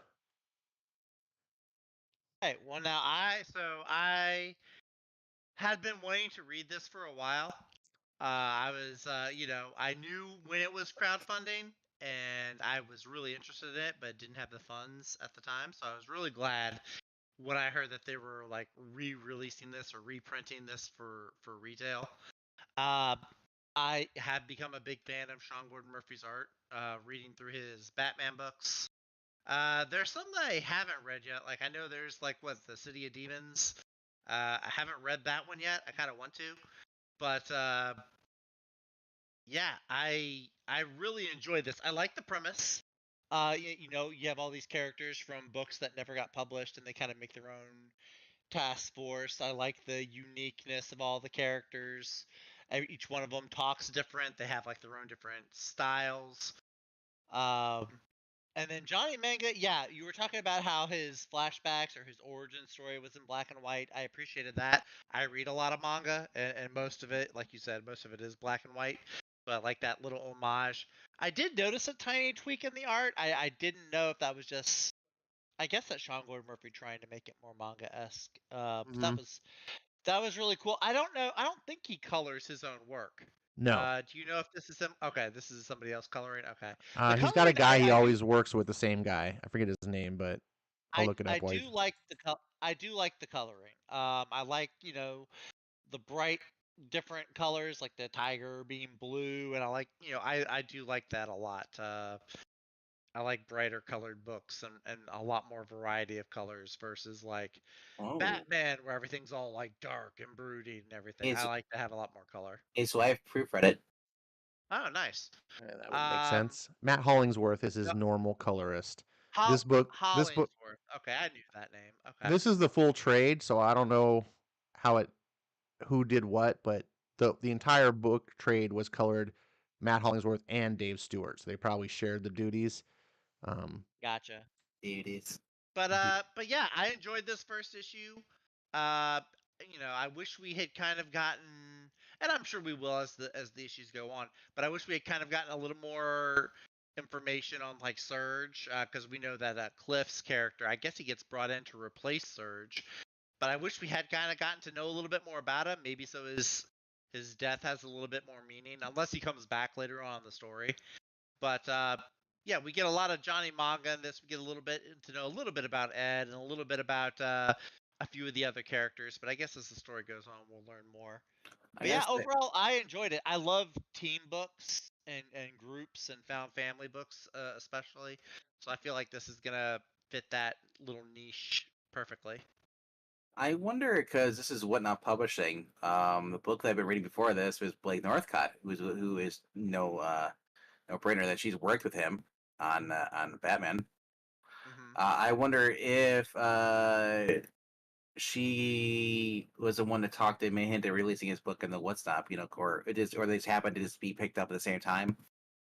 North Valley Grimoire was also a Kickstarter, and then it's been releasing through Whatstop as well, Whatnot Publishing. yeah, So I was curious.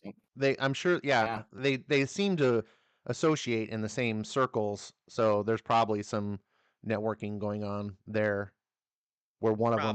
one of them got a thing and then was like, "Hey, we got to get this other guy too." I'm really yeah. glad that Sean got. I thought this was going to be a Kickstarter only thing, and I was actually very critical of Sean back when this was kickstarted. I was like, "Dude, like I don't want you. Like I'm a big fan of your work, but I want you to make comics that are on shelves in stores. I'm not supporting you so that you can make Kickstarters, and the only way to get your book is through the Kickstarter, because it'll be impossible to get later if you have to pay like, you know, eBay fees for these books. It'll be through the roof. And they won't, you know what I'm saying? Like they won't be in print. I was like, I get that sometimes you don't have the money to do this yourself, kickstart it, but kickstart it to get it into stores. It's one of the things I loved about Timothy Lim. You know, they do the Kickstarters, but I could go buy Black Hops in the stores, or, you know, Walmart in the stores. I bought what was the Trump Space Force in the store. Like they would kickstart it and have a Kickstarter version, but also in the stores. And like that's what I want to do. And for people that want to kickstart and do all the extra bells and whistles, that's awesome. Like have fun. But and so seeing this now being published by Whatnot makes me kind of do the golf clap, the the Shia LaBeouf theater clap. Have you seen that that meme? Oh I'm yeah, proud. yeah. I'm glad, Sean. Like, yeah, like because that's where books should be. Kickstarter is a very exclusive thing. Like, it's a very niche Hmm. thing, and it's not that I want it to Yeah. go away, but that's not where comics should go. Like, I think that's a very bad thing for the industry. Get your books in stores. I love that these are floppies for $3.99. It's going to be a 4-issue series. I'm pretty sure it's 4 issues. So if that's the case, $12 you get the whole series. I mean, I paid 10 for the digital to support it on a Kickstarter to have it, but I'm buying the floppies now. So he got my money twice because I do like having the physical books, and I would have bought the floppies Yeah. back then. They just weren't available, you know, like so. Yeah. See, the thing is, when he released this Kickstarter, like for me anyway, like I had just found out what CG was and all. I found all these different Kickstarter campaigns that were going off. So when he came on the scene with his Kickstarter, I was like, well, I kind of already blew a whole bunch of money on different campaigns, and that's why I wasn't able to back it the first time, because he came, it was, but around the time all this crowdfunded comic stuff was getting really big. So I'm glad now that he's putting this out in stores, because maybe there are other folks like me that were on a tighter budget, couldn't afford it, another book or another big crowdfunder book. So I'm glad he's giving people the kind of like a round two or a mulligan. What about you, RDV? I know you talked about this on the Geeky Puppets, but I wasn't around for that. What's your take on this issue? So going into this, I didn't know anything about it. I was very leery about the art, and the fact this was a Kickstarter project. So I was like, it's released through whatnot. I figured, you know what? These are books you're not going to find anywhere pirated anywhere because their whatnot is, I guess, there's a very small publisher. So the only, I literally, and I'm serious about this. This is the only way to find this book usually through physical media, or if you're paying through a digital service for it. So this book here, and story wise, art is I love it. Story wise is it's out there. I feel like I've come across this before, like a group of ragtag, having to save a world, It and has a little bit of like it has a little bit they're of not real people. it Yeah, has a little bit of League of Extraordinary Gentlemen feel. a little bit. Yeah, Yeah, yeah, a little bit. I can but see the that. but the idea, like it's like they have to save the world. It's almost like Page Master, Yeah. a little bit like that. And I think and so when you have comic book characters are like come together and they're supposed to be like going from place to place, it's a little bit like Exiles too as well. Mm-hmm. Um, but I love the fact that as like I love Chariots.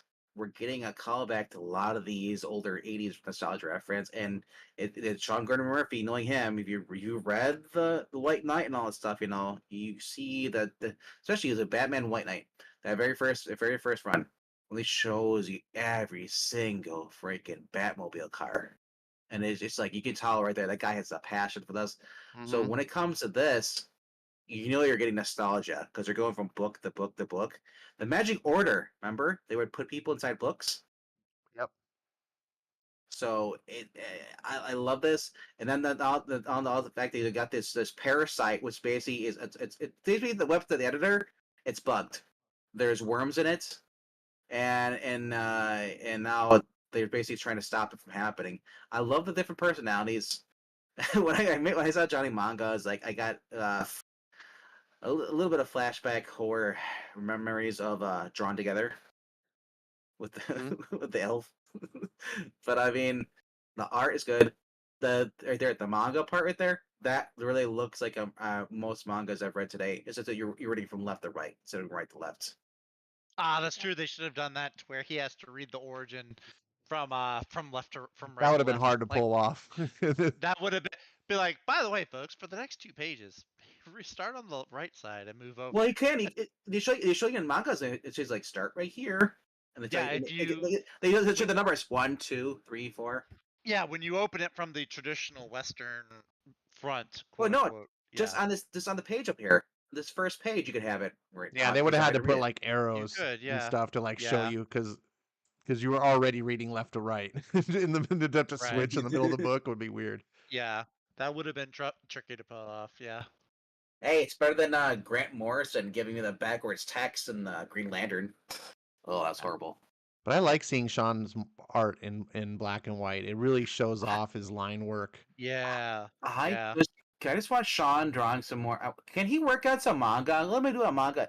I want to do him to do a Gundam adaptation. Yeah, Do his own solo series. just do a giant robot book. Doesn't have to necessarily Yeah. be manga. just draw robots Well, and no, cars. I like Mobile Suit Gundam, but let him do his own version. That'd be awesome.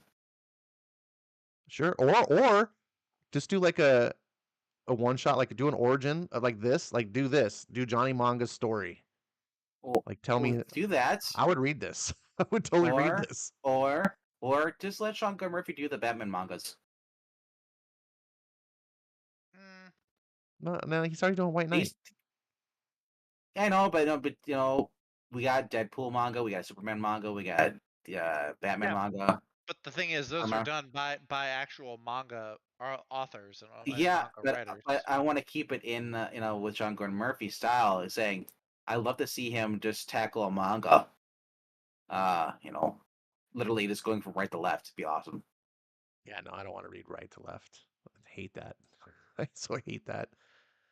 The only reason the mangas do that is because because originally the mangas, when they brought them over, they would actually flip them and go left to right. But it takes work to flip it like that, and they just got lazy and we're like, we don't. People will be willing to read it right to left, so why go through all this work? And sure enough, in fact, the real fanboys like, I won't even read left to right. It's not pure, like they're just like, so. Well, it's authentic the way it is. Yeah. It's like yeah. I don't know. So Dominic says plot holes was an enjoyable ride. I think more than Grant Morrison's Green Lantern run. I don't know how that relates to Green Lantern, but sure, I agree. It's better than his Green Lantern, Grant Morrison's Green Lantern. Teelan says there's some manga titles to which you can read them left to right. Do your homework. As I just explained, that's because they get flipped. Like I have the entire first comics run of Lone Wolf and Cub, and first comics totally flipped it. And it's nice, so I can just open it up like a comic book and read it left to right, and they did all the work. If you get the Dark Horse versions in Lone Wolf and Cub, that it's right to left. It just takes work to do it. Like I have to get in the mindset. I'm not used to doing it. It's more natural for me, and if it's more natural, then I'm able to focus on the story better. Let's see. Now I guess so. I love this book, and Venkman, I'm so glad that you enjoyed this because I was reading it and I'm like, Me too is expensive. I was like, I really think RDV would like this book if he gave it a shot. But I also knew that if I like pushing on you, you would have like the resistance and be like, dig your heels and be like, no, I'm gonna hate this book. So I was like, whatever. I stayed a distance. I was like, just let him approach it on his own time and see. And I wasn't sure if you would or not, but I had a feeling that you would because it just seems to have a lot of the types of things that you seem to enjoy, and I like it too. I love this book, and going back a second time and revisiting it, it was like even better the second time. I'm like, oh, these characters stand out to me so much better. I want to see this turned into a show. Like comedy, nostalgia, just science fiction, art. Dude, I love Chariot for that reason. Chariot was such a weird out there book. Mm-hmm. At first I wasn't like manga. I'm like, Johnny manga. Then I noticed like he's got a cybernetic arm, and it's like, yeah. I was so thinking I was going to hate Johnny Manga when this book was coming out. I was like, oh, I mean, because Sean was talking about on the Kickstarter, like what he was doing with the book. And he was like, I'm putting this manga character in it. And he's like, but I'm not used to drawing manga. The whole drawing the big eyes thing, it's weird. And I'm like, yeah, his art style does not translate to manga very well. And I was just like, I don't know what he's doing. Yeah. But after reading the book, that's the thing, like reading the book, you get the feel for these characters, and just like all of his books, he makes the characters all feel distinct and different. And he killed Iron Man. In this book, I just want to say, this book, most of the stuff that Sean does is very serious, right? His Dark Knight, or sorry, his White Knight stuff, it has a lot of serious tones. It's not like a jokey, funny book. And I got to read the Mark Millar Chrononauts book. And now that's not his writing, but that book is a very lighthearted, kind of tongue-in-cheek, funny style book. So reading this book and getting to see that style, I like the whimsical nature. Like I was just reading this book with a smile, seeing these aliens, they just put a smile on my face. And just the juxtaposition of this like badass old granny lady with a hand cannon, and and I don't know, just her shooting the aliens and them running away. It just I don't know. It just made me kind of feel giddy. It's absurd in the right way. Like I love absurdity, but I love it to be it's a fine line to capture that. And going back to earlier when we were talking about One Piece, one of the things I'm like rooting for the show is I do love the concept. I love the absurd nature of it, but I'm struggling with how it's the execution's happening, and so I'm like, if you can just nail that formula right, I'll be a big fan. Um, and this is an example for my taste of nailing the formula right. So anyone else read the little guy in Brian's voice as Alicia? Yeah. I read it in Breen voice, but if as if his balls hadn't dropped yet. You mean like Funny. Pixel? I read it Cha-cha-cha. I read it as I imagine 10-year-old Breen talked With a cigarette. with a cigarette. And still like a raspiness, like he still has the cigarette voice, but without the pubescent voice drop. It's Puppeteam when it balls drop. Yeah, and I read Johnny Manga in Zach's voice.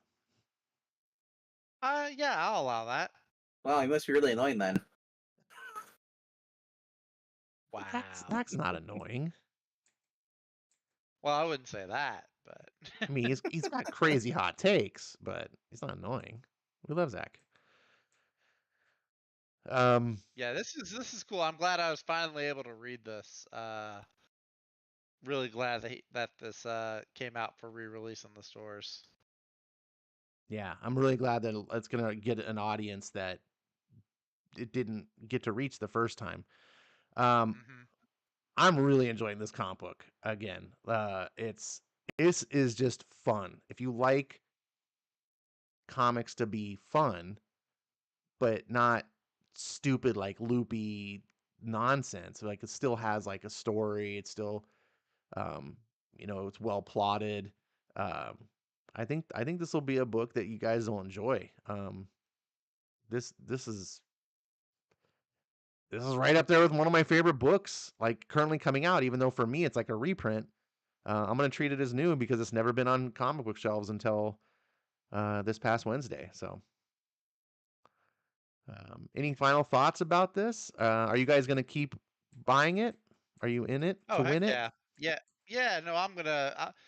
I know I say that I'm all anti miniseries, but I will make exceptions. And Sean Gordon Murphy is a creator that I will make exceptions for. Exactly. So That's I am in this one that's how I feel. I feel like miniseries should be only for things that are truly special. Otherwise, do ongoings. for real. What about you, Vankman? I know Wow, I gotta say, you originally were gonna just borrow the book. You weren't convinced to like pick it up, and then you did end up picking up the first issue because I had extra money you had extra money. because Conan was the book was not available at my shop or any of the shops. Were they damaged? Though they got a few variants in, but they never set the A covers. Oh, see, my LCS didn't get Conan, but he said it was because they all got damaged in shipping. I don't know, another semi truck flip over or something. I don't know. Uh, Anyway, but so when I opened up the book, the interior, I got to see more of it. That piqued my interest. You know, dude, every time I look at the little guy there, it's Dennis Leary. Yeah, I could see that too. It's Hobbs is pretty much like it's just Kelvin Hobbs. That's what it looks like. Kelvin Hobbs with the different attitudes. The kids and he's how about he's the Calvin that pisses on your on the logos. You see those? He's pissing on stuff. Like All that's right, yeah. yeah. It's and Hobbs is kind of like he's still kind of the good guy, but he's not afraid to like defend, murder people or whatever.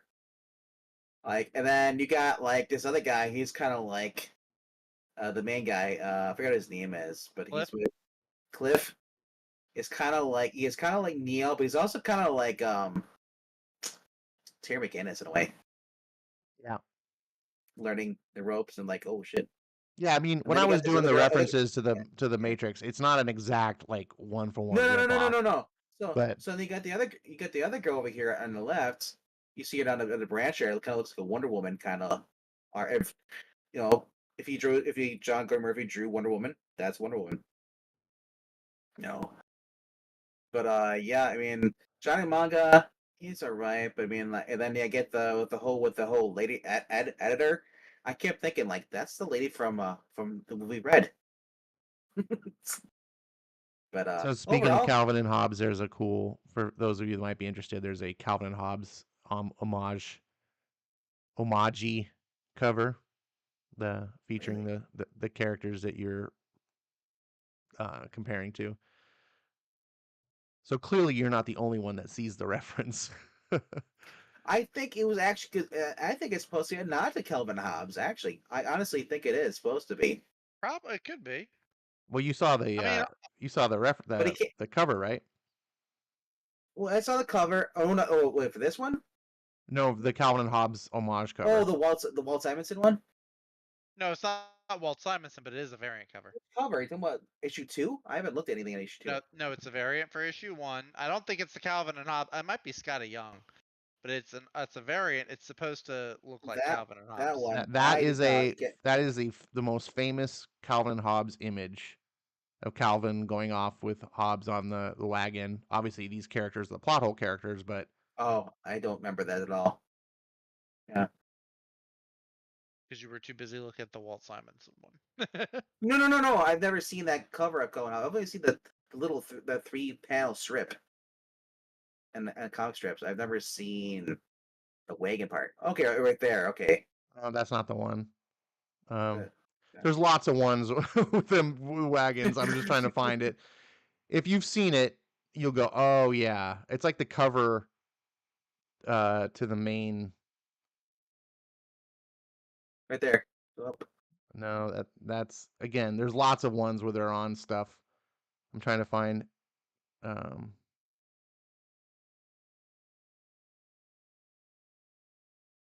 anyways, go on with what you were saying. I was just trying to say, I really think that he actually decided he wanted to do Calvin Hobbes as a tribute. It's like he paid tribute with other characters in there. Yeah, It's this book really, actually, what it really reminds me of, something epic. yeah. I mean, there thematically there's some similarities for sure. A lot, yeah. Something epic also Um, features kind of crossover into fantasy with other worlds. characters, unpublished characters. Remember? Well, if Yep, anything, something Yeah. epic sounds like it borrowed from plot holes because plot holes came out first. that's true. I mean, something epic is a different story. It's way more Yeah, serious, yeah, yeah, yeah. somber tone, but Very, it very. shares a similar idea in that a character is dealing with fictional worlds. And he becomes the one like Neil. Um, but they're very different books. I don't want to try Yeah, to get anyone to think yeah. like, oh, if you like this book, you'll like that. They're very different. Um, Anyways, I can't Something find epic it. is very epic with the different ideas, but it's also very sad. If anybody has lost a loved one, do not read something epic. Yeah, it is. It's somber. It's, for sure. Cancer. That's all I'm gonna say. Yeah, Yeah. Um, like the Sega I Genesis love this in book. there. 100%. I mean, I don't have anything to even critique about the book. It A plus art, A plus. I don't say A plus writing. It's not stellar writing, but it's really good writing. Story idea, A. Um, it it's original. It feels original. It doesn't feel like, oh, I've seen this and done this a million times. Um, it makes me feel good reading it. Like there's not a lot of comics that do that where I read them and go, oh man, like it elevated my mood.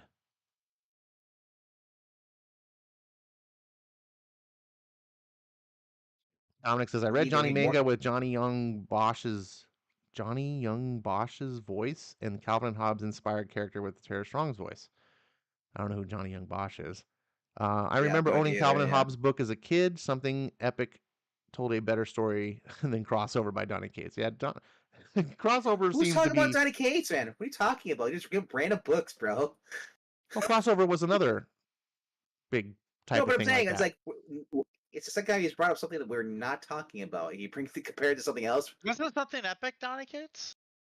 No, It's Oh, Simon Trzynski. Zazinski, okay. Yeah, yeah. yeah. And it's like the book he's writing it. I'm normally he's an artist, and I Uh-huh. was like, I don't know, you're writing a book. I don't know, and I'm like, it's self-insert because it almost feels like his mom died in real life. I'll have to look it up or something, but yeah, it's really it good. feels like he had something in his life that inspired him to write a story like this. It's like Bendis self-insert. I like Tom King. No, but Bendis. I'm See, I'm kidding. Bendis It's does like the negative stuff, the kind of self-insert where people put themselves in the books, like their ideas in the books. didn't I like Tom King or self-insert when you put your fandom in the book. Is didn't Tom King or Tom Taylor have a self-insert as one of them as Catwoman Oh, on I a don't know about that. as in a cover? It's like and she kind of looked like a Tom King or Tom Taylor. I that's was like, scary. ugh, Ugh. it Yeah, is. that's. So high I could. recommend for me. Zach, sorry, go ahead. I know. I would say, yeah, I would say recommend for me. Just a recommend, not a high recommend. Uh, It's not Blue Beetle quality. I'd say since there's really not really many Batman books out there with Sean Gordon Murphy that you can like, wait for if you're waiting for the next Sean Gordon Murphy book through DC, pick up this book. It's a nice it's a nice time basically adventure to fill your time with. You know,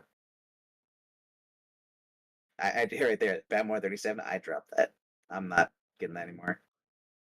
That's part of the Batman Catwoman crossover event, their little war thing. I'm like, nope. And of Obviously, the course, best books. Yeah, I was I'll speaking of, we just were talking about the variant covers. The thumbnail is the variant cover that I got, which is the Walt Simonson 337 yeah famous yeah. cover of Beta Ray Bill smashing down the hammer. So I was like, I gotta get that. That's cool. Um, I think we're Birds of done. Prey, bro. I think we're done. Birds of Prey. Yeah, there is something that Zach and I both have on our pull list this week. not birds of prey. No, it's the other one. God knows. A little Wait, bit hot, a little bit cold. oh, Fire and Ice. Well, yeah. If my shop has the second, they barely got the first issue last time. I hope they remember issue number 2 this week. Speaking Apparently, of speaking of Donnie Darko, this is a book I'm curious about. Rick Remender's got a it's new a book. cockroach. Well, yeah, but it still kind of looks like the Donnie Darko a little bit. I like Rick Remender. When he does good, he does good. This is a new series that just came out, so I got one issue. So I'm thinking of giving this a chance. Just thought I would mention it since I saw it on the list. I'm sure Zach's going to be Scarlet Witch getting. and Loki date. Oh my gosh, really? Ugh. It's I don't even want to know who's writing that. this is the Guessing Marvel Kelly Thompson. universe. Everybody hooks up with everybody. I bet it's Alyssa Wong. We'll find out. It is Steve Well, Orlando. wow. Wait a minute. Steve Orlando is writing a gay character hooking up with a woman? Well, he's bisexual. He transforms into a woman, so it becomes a lesbian then. Bisexual is gay. Yeah, it depends. I mean, he might if he's in female form, then it's a lesbian, right? If a bisexual character is in a comic book, they will never be shown with a member of the opposite sex. They're right here on the cover. What are you talking about, Zach? Well, Maybe it's a misdirect. You know, stuff that's on the covers That's doesn't true. really Good happen point. in the interior. Good point. They're not Come actually on, Ash. kissing. Good It's point. middle I, school. I, touche, oh my gosh, touche to you. you know this? What? She's gonna whisper it. She's gonna whisper it. It's like no more gays. There's no way Marvel does something like that. See No Orlando way. writing it too. No way. Now with Steve Orlando. No. No. Loki's gonna turn her gay. She's never gonna be with a man again. They're gonna She bring. wasn't with a man in the first place. She I was know, with but a robot. Vision's gonna be feminized. Once you go with your brother, you don't go with another. No, So we stopped talk. No, we as a society agreed to not talk about the Joey Mads storyline.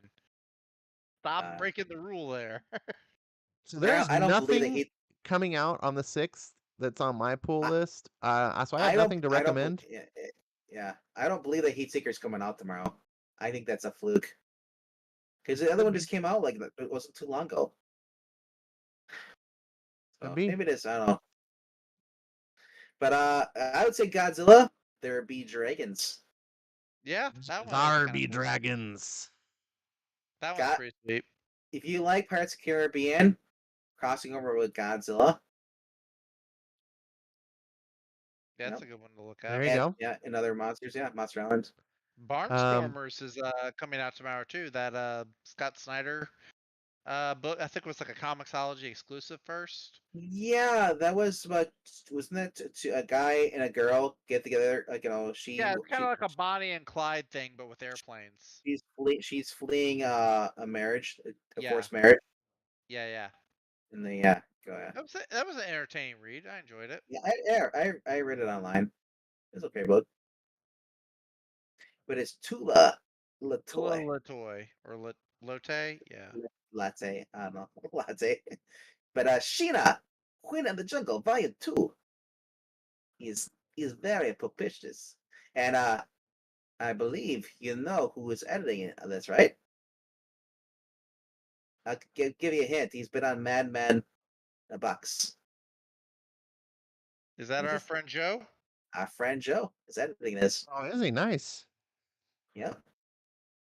All right. I expect good things out of this book, Joe. I said, Joe, I want an early issue. And as usual, as for every Dynamite #1, there's going to be more covers than my comic store will have issues. But the main cover, like I say, the main cover is the best cover for me, at least. Yeah, look at that. Dynamite learning the wrong lessons from Marvel. What about this one? Let's see. Sudan. I kind of like that cover. Look. Yeah, I do like the 60s look. Yeah. I'm kind of partial on the big giant lizards and. That's Godzilla. But the main cover is pretty decent. That one is nah. I like, dude. If you're gonna have it's called Fatal Exams, it should be a 1980s, like Phoebe Bates or whatever her name is. Night School, kind of like a homage with slashers. Night Exam. Like I want an 80s slasher theme. The cover, the variant. Hey, look, there's a green cover. It's a solid green cover. and a white cover. Ay. My friend Jared, he owns a comic shop. He always like the joke. It's like, man, can they just find models that actually look like the actual characters? Like they're not drawn so exaggerated. There are women. Just like the you like what's his name draws? J. Scott Campbell. Where's your organs? But people don't realize there actually are women that look like that. No, I'm just shocked. We need to come up with 2 books for next week. For next week. Next week. Zach and I have fire and ice in our pull lists. Stop looking at my pull list, Peter. We also got Moonlight as well. So I have nothing. I have nothing coming out. So I need. Society. You know what? Justice Society of America. I would say Shazam, because you read the first one, or did you read the second one? We reviewed one of them. Yeah, we did the first one. We had dinosaurs in it. First one. Yeah. Dinosaurs on a spaceship. I don't remember really much of what happened. I remember it being pretty decent. Now monkeys in space. This ship is bananas. So what crossovers do you guys have on your list? I just told you.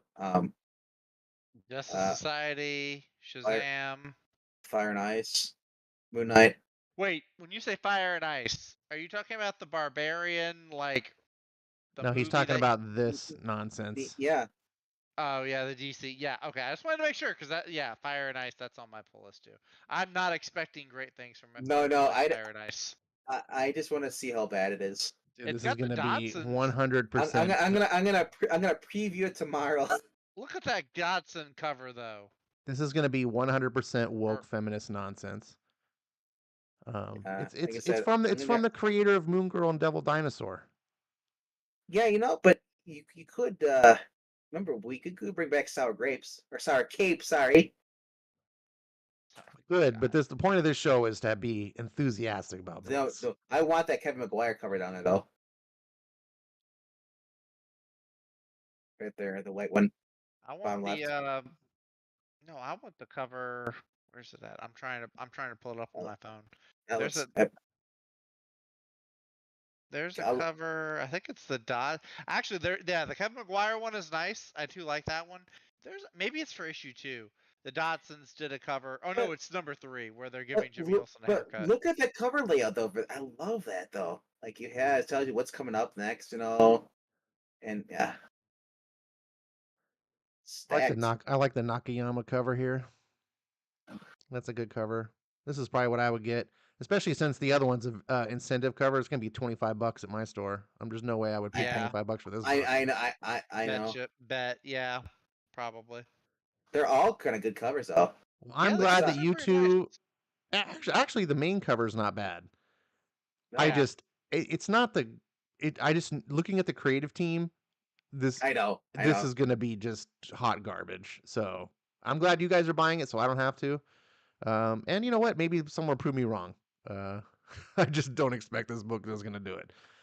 This seems like something like, remember Liberty Meadows, that Frank Cho series that he did? This was like it was like a comic strip, like the chesty veterinarian, and like if they did something, that seems like something you could do with Fire and Ice. Like just give them a bunch of small adventures in Smallville that you could break up into some comic panels, comic strips. That seems like that would be perfect. Who's doing the Magneto down there? I forgot who it was. I'm off Magneto. One issue, I'm out. I'm out of Magneto. That first issue blew. So one of two Sisterhood things. of Evil Mutants. No, one of thank two you. things this means, folks, is either this book is so trash that Zach and his high tolerance level couldn't even stand it, or this book is so magnificent that Zach naturally hates it because he doesn't like really great things. Did you read Magneto #1? No, I expect it to be trash. I avoided it like the plague. I own it. Because Marvel does surprisingly well when they do like these stories that are like they take place in past time periods. It's They do surprisingly well, but this one was not good. So this is J.M. DeMatteis going back it was DeMatteis, so I also had high hopes because of that. But going back to his run, Silver Surfer Rebirth Legacy. That is Ron Mars and Ron Simmons, or I didn't read that one either. Ron Lim. I know. Sorry. This is the creative duo that did the relaunch back in the late '80s, that led up to Infinity Gauntlet. You know, I found this out the other day. I didn't realize it, or I did. And it just slipped my mind because things do that. Are you getting Godzilla? Could I finish my original sentence? No, because I want to move on before we can go to bed. Well, fine. Damn. Never mind. Finish your sentence. Finish your sentence. If my shop has Godzilla, I'll pick it up. I was gonna say because not all of us have coffee like you do at the go. I can't have coffee right now. I gotta be up and. Okay, so what books are we doing? Moon Knight. I like Justice Society. Jeff Johns, Michael Janin. You like Michael Janin or Mikkel or? I do. I haven't been reading the book, and I feel like this is a book that it's a halfway mark. No, I feel like this is a good jumping on point because I think the whole Huntress time travel thing has come to an end. Oh, you think this is a jumping on point? Okay. I think it could be a good jumping on point. Okay. So Justice Society. Because now the children are back. Yeah, the kids are back. Yeah. So Vankman, do you second that then? I mean, if you want the full story, I would recommend reading 1 through 5, which wouldn't take you that long, really. No, he's just talking about for next Monday. For next Monday? Oh, okay. What I want? I don't mind doing that. I'd say that and Moon Knight. No Ryan North Fantastic Four. Dear God. That was a joke. I know I stand alone. I'd be willing to do Ryan North Fantastic Four. I can't guarantee Why? that I would have a ton of positives to say about it, but So you do want to bring back Sour Capes? Okay. no, I mean I would give it an honest shake. Like I don't expect I'm know. gonna love it, but if you're willing to hear that, I mean, you guys probably know what to I hear it all the expect. time anyway, but no, Well, I I make have fun no of issues if. it's a Go ahead. I'm sorry. it's a target to like you put a target on your back with it because and Ryan North I did really so do. terrible with Squirrel Girl. So when you sell his next book, it's just easy to trash on it. But I did read the first issue of Fantastic Four, and it wasn't painful like Squirrel Girl. It That's actually true. was. It actually was To mid. It was just like, to okay, be here's a story. fair, few things are more painful than the unstoppable or unbeatable Why? Squirrel Girl. What was Ryan was book? His scroll book? Was it nuts? Oh God. I wish it was nuts. Oh Lord, have mercy. I mean, he didn't have nuts when he was writing it. We can do Fantastic Four, or we can do Moon Knight, or if there's another book that you like, Ash, if there's I something got that no catches dogs in your this fight. I eye. got no books. Here's my pull list right here. I'm going to show you Wow. guys. My pull All list. right. Boom. Okay, all right. Michael Vick. Fine. Wanting dog fights. We're gonna go No, to Amazing Michael Vick Spider-Man. has dogs in the fight. I have no dogs in the fight. If we're going Sour Capes, we're going Amazing Spider-Man number 33. I'm No, we're not not doing paying. sour capes. I'm not paying for a Spider-Man book. You don't have to pay for it. Wrangling We'll you be guys paying in for is like reading it. chasing chickens. We got one book down. We got Justice Society. We got to pick one more book that you guys want to talk about. I'm the good chicken. Okay, Yes. good chicken. Pick. I said Justice Society, so you pick the other book. All right. I'd say Godzilla. Godzilla. Okay. Number 3. Godzilla.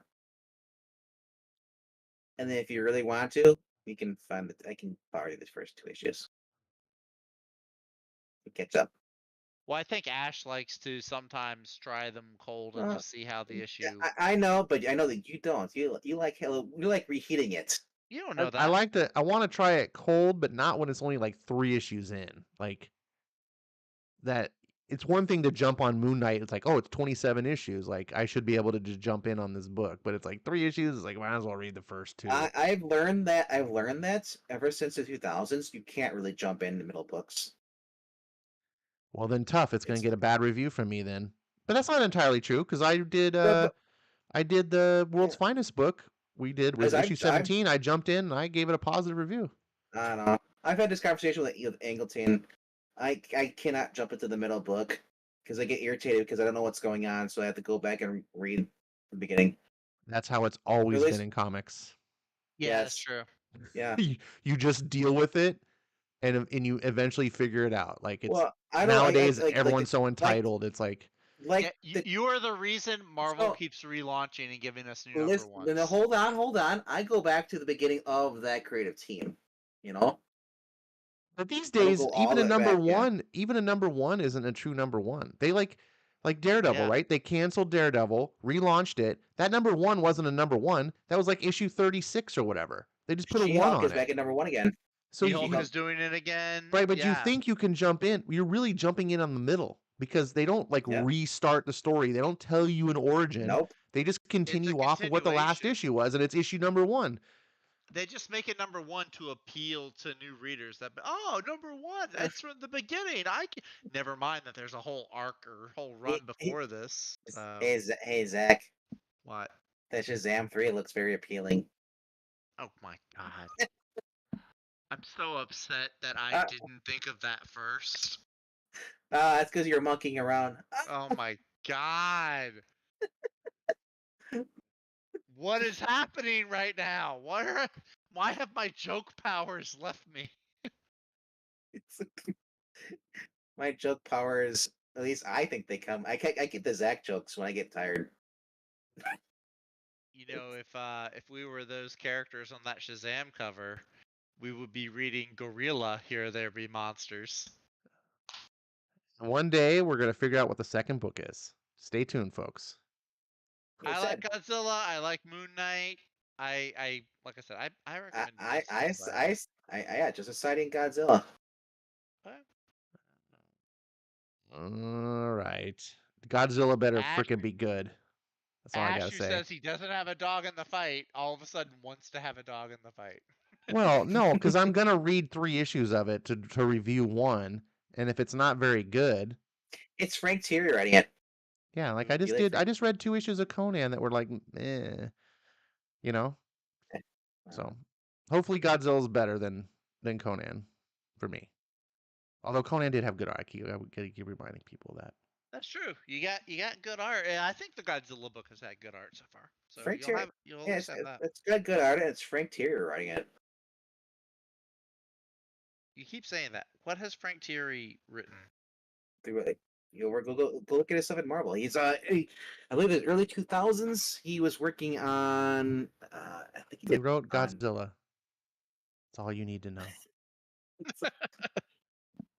All right, folks. So we're going to be doing next week. Join us. We're going to do Justice Society, issue number 6 by Jeff Johns, the master of all things DC. And then we're also going to be doing Godzilla, Here There Be Dragons, where you get to have a Godzilla story that takes place in the pirate era. So that should be fun. Bankman seems to be really hot on this book. So stay tuned to see, will Ash back him up? Will Ash agree? Will Zach agree? Or is Venkman just completely smoking mushrooms? Or will Venkman just win, regardless if they like it or not? I don't think that happened. I don't know about that happening. They did a Cthulhu cover. That's interesting. It's Monster Island. All right, so that's what we're gonna do. That should be a huge win. I think both those books have massive draw, so I expect a giant audience next week. Stay tuned. Thanks for watching us. Appreciate it. Hopefully you guys pick up Plot Holes. Like I said, I give that a high recommend. If you just like fun, whimsical stories that aren't stupid, don't insult your intelligence. It's a rare one, and it's got good art, and it's creative, and yep. Anything else you guys want to say? Final words before we go? Don't be an a-hole. Read a plot hole. Don't be Zach. Look Michelle Pfeiffer. Be cool. Oh no. Be like Zach. Don't follow the crowd. Don't be a sheep. One Piece boy. Yeah, you're darn right. And look how popular it is now. I was ahead of the curve. You just read it like what? Last year? My name I've is been Zach. watching it for My like name is 3 Zach. years. Don't follow the crowd. Watch One Piece because it's popular. No, it was less it was less popular before Netflix. Now Netflix, like everyone's gonna know about it Yeah, now. and My Netflix- dad's gonna know about it in a day or two. Watch. And you're gonna have to hate it because it'll be too popular and you have to be the contrarian. No, I'm not gonna hate it. I'm just gonna be like, I was here first. Well, you just said don't follow the crowd. You're gonna be the epitome of following the crowd. No, I was in the crowd first. I'm the one who was already in the crowd. If anything, the Netflix people are gonna be following me. I'm just saying at this point, if you enjoy something, enjoy it. Who gives a shit what people are? You know what? I like that. I like that. You know what? Forget what I said about following crowds. Enjoy what you like. And don't let other people tell you what to do. In other words, don't follow the crowd unless what you like is popular, and in which case follow the crowd. Yeah, sure. it's It's all good. Like if you like things, drive through. Yeah. Go ahead, Bankman. I'm just gonna say, there may be a crowd that likes something, but I'm gonna drive through with my opinion. All right, very good. Like. I'm gonna leave it at that. Good night, kids. Thanks for watching. Hope to see you next week. Don't forget to watch Geeky Puppet Show tomorrow. That's around, I think, like 7 or something. You can go over and find the times. 8 p.m. 8 Central. p.m. 8 p.m. Sep- Central, 7 o'clock Eastern. Wait, no, that's not how that works. Is that not how it works? Oh, I get it backwards. 7 o'clock 9 Mountain Time. o'clock. 9 o'clock Eastern, 7 o'clock Mountain Time. That's it. God, that messes me up every time. 5 o'clock Hawaii.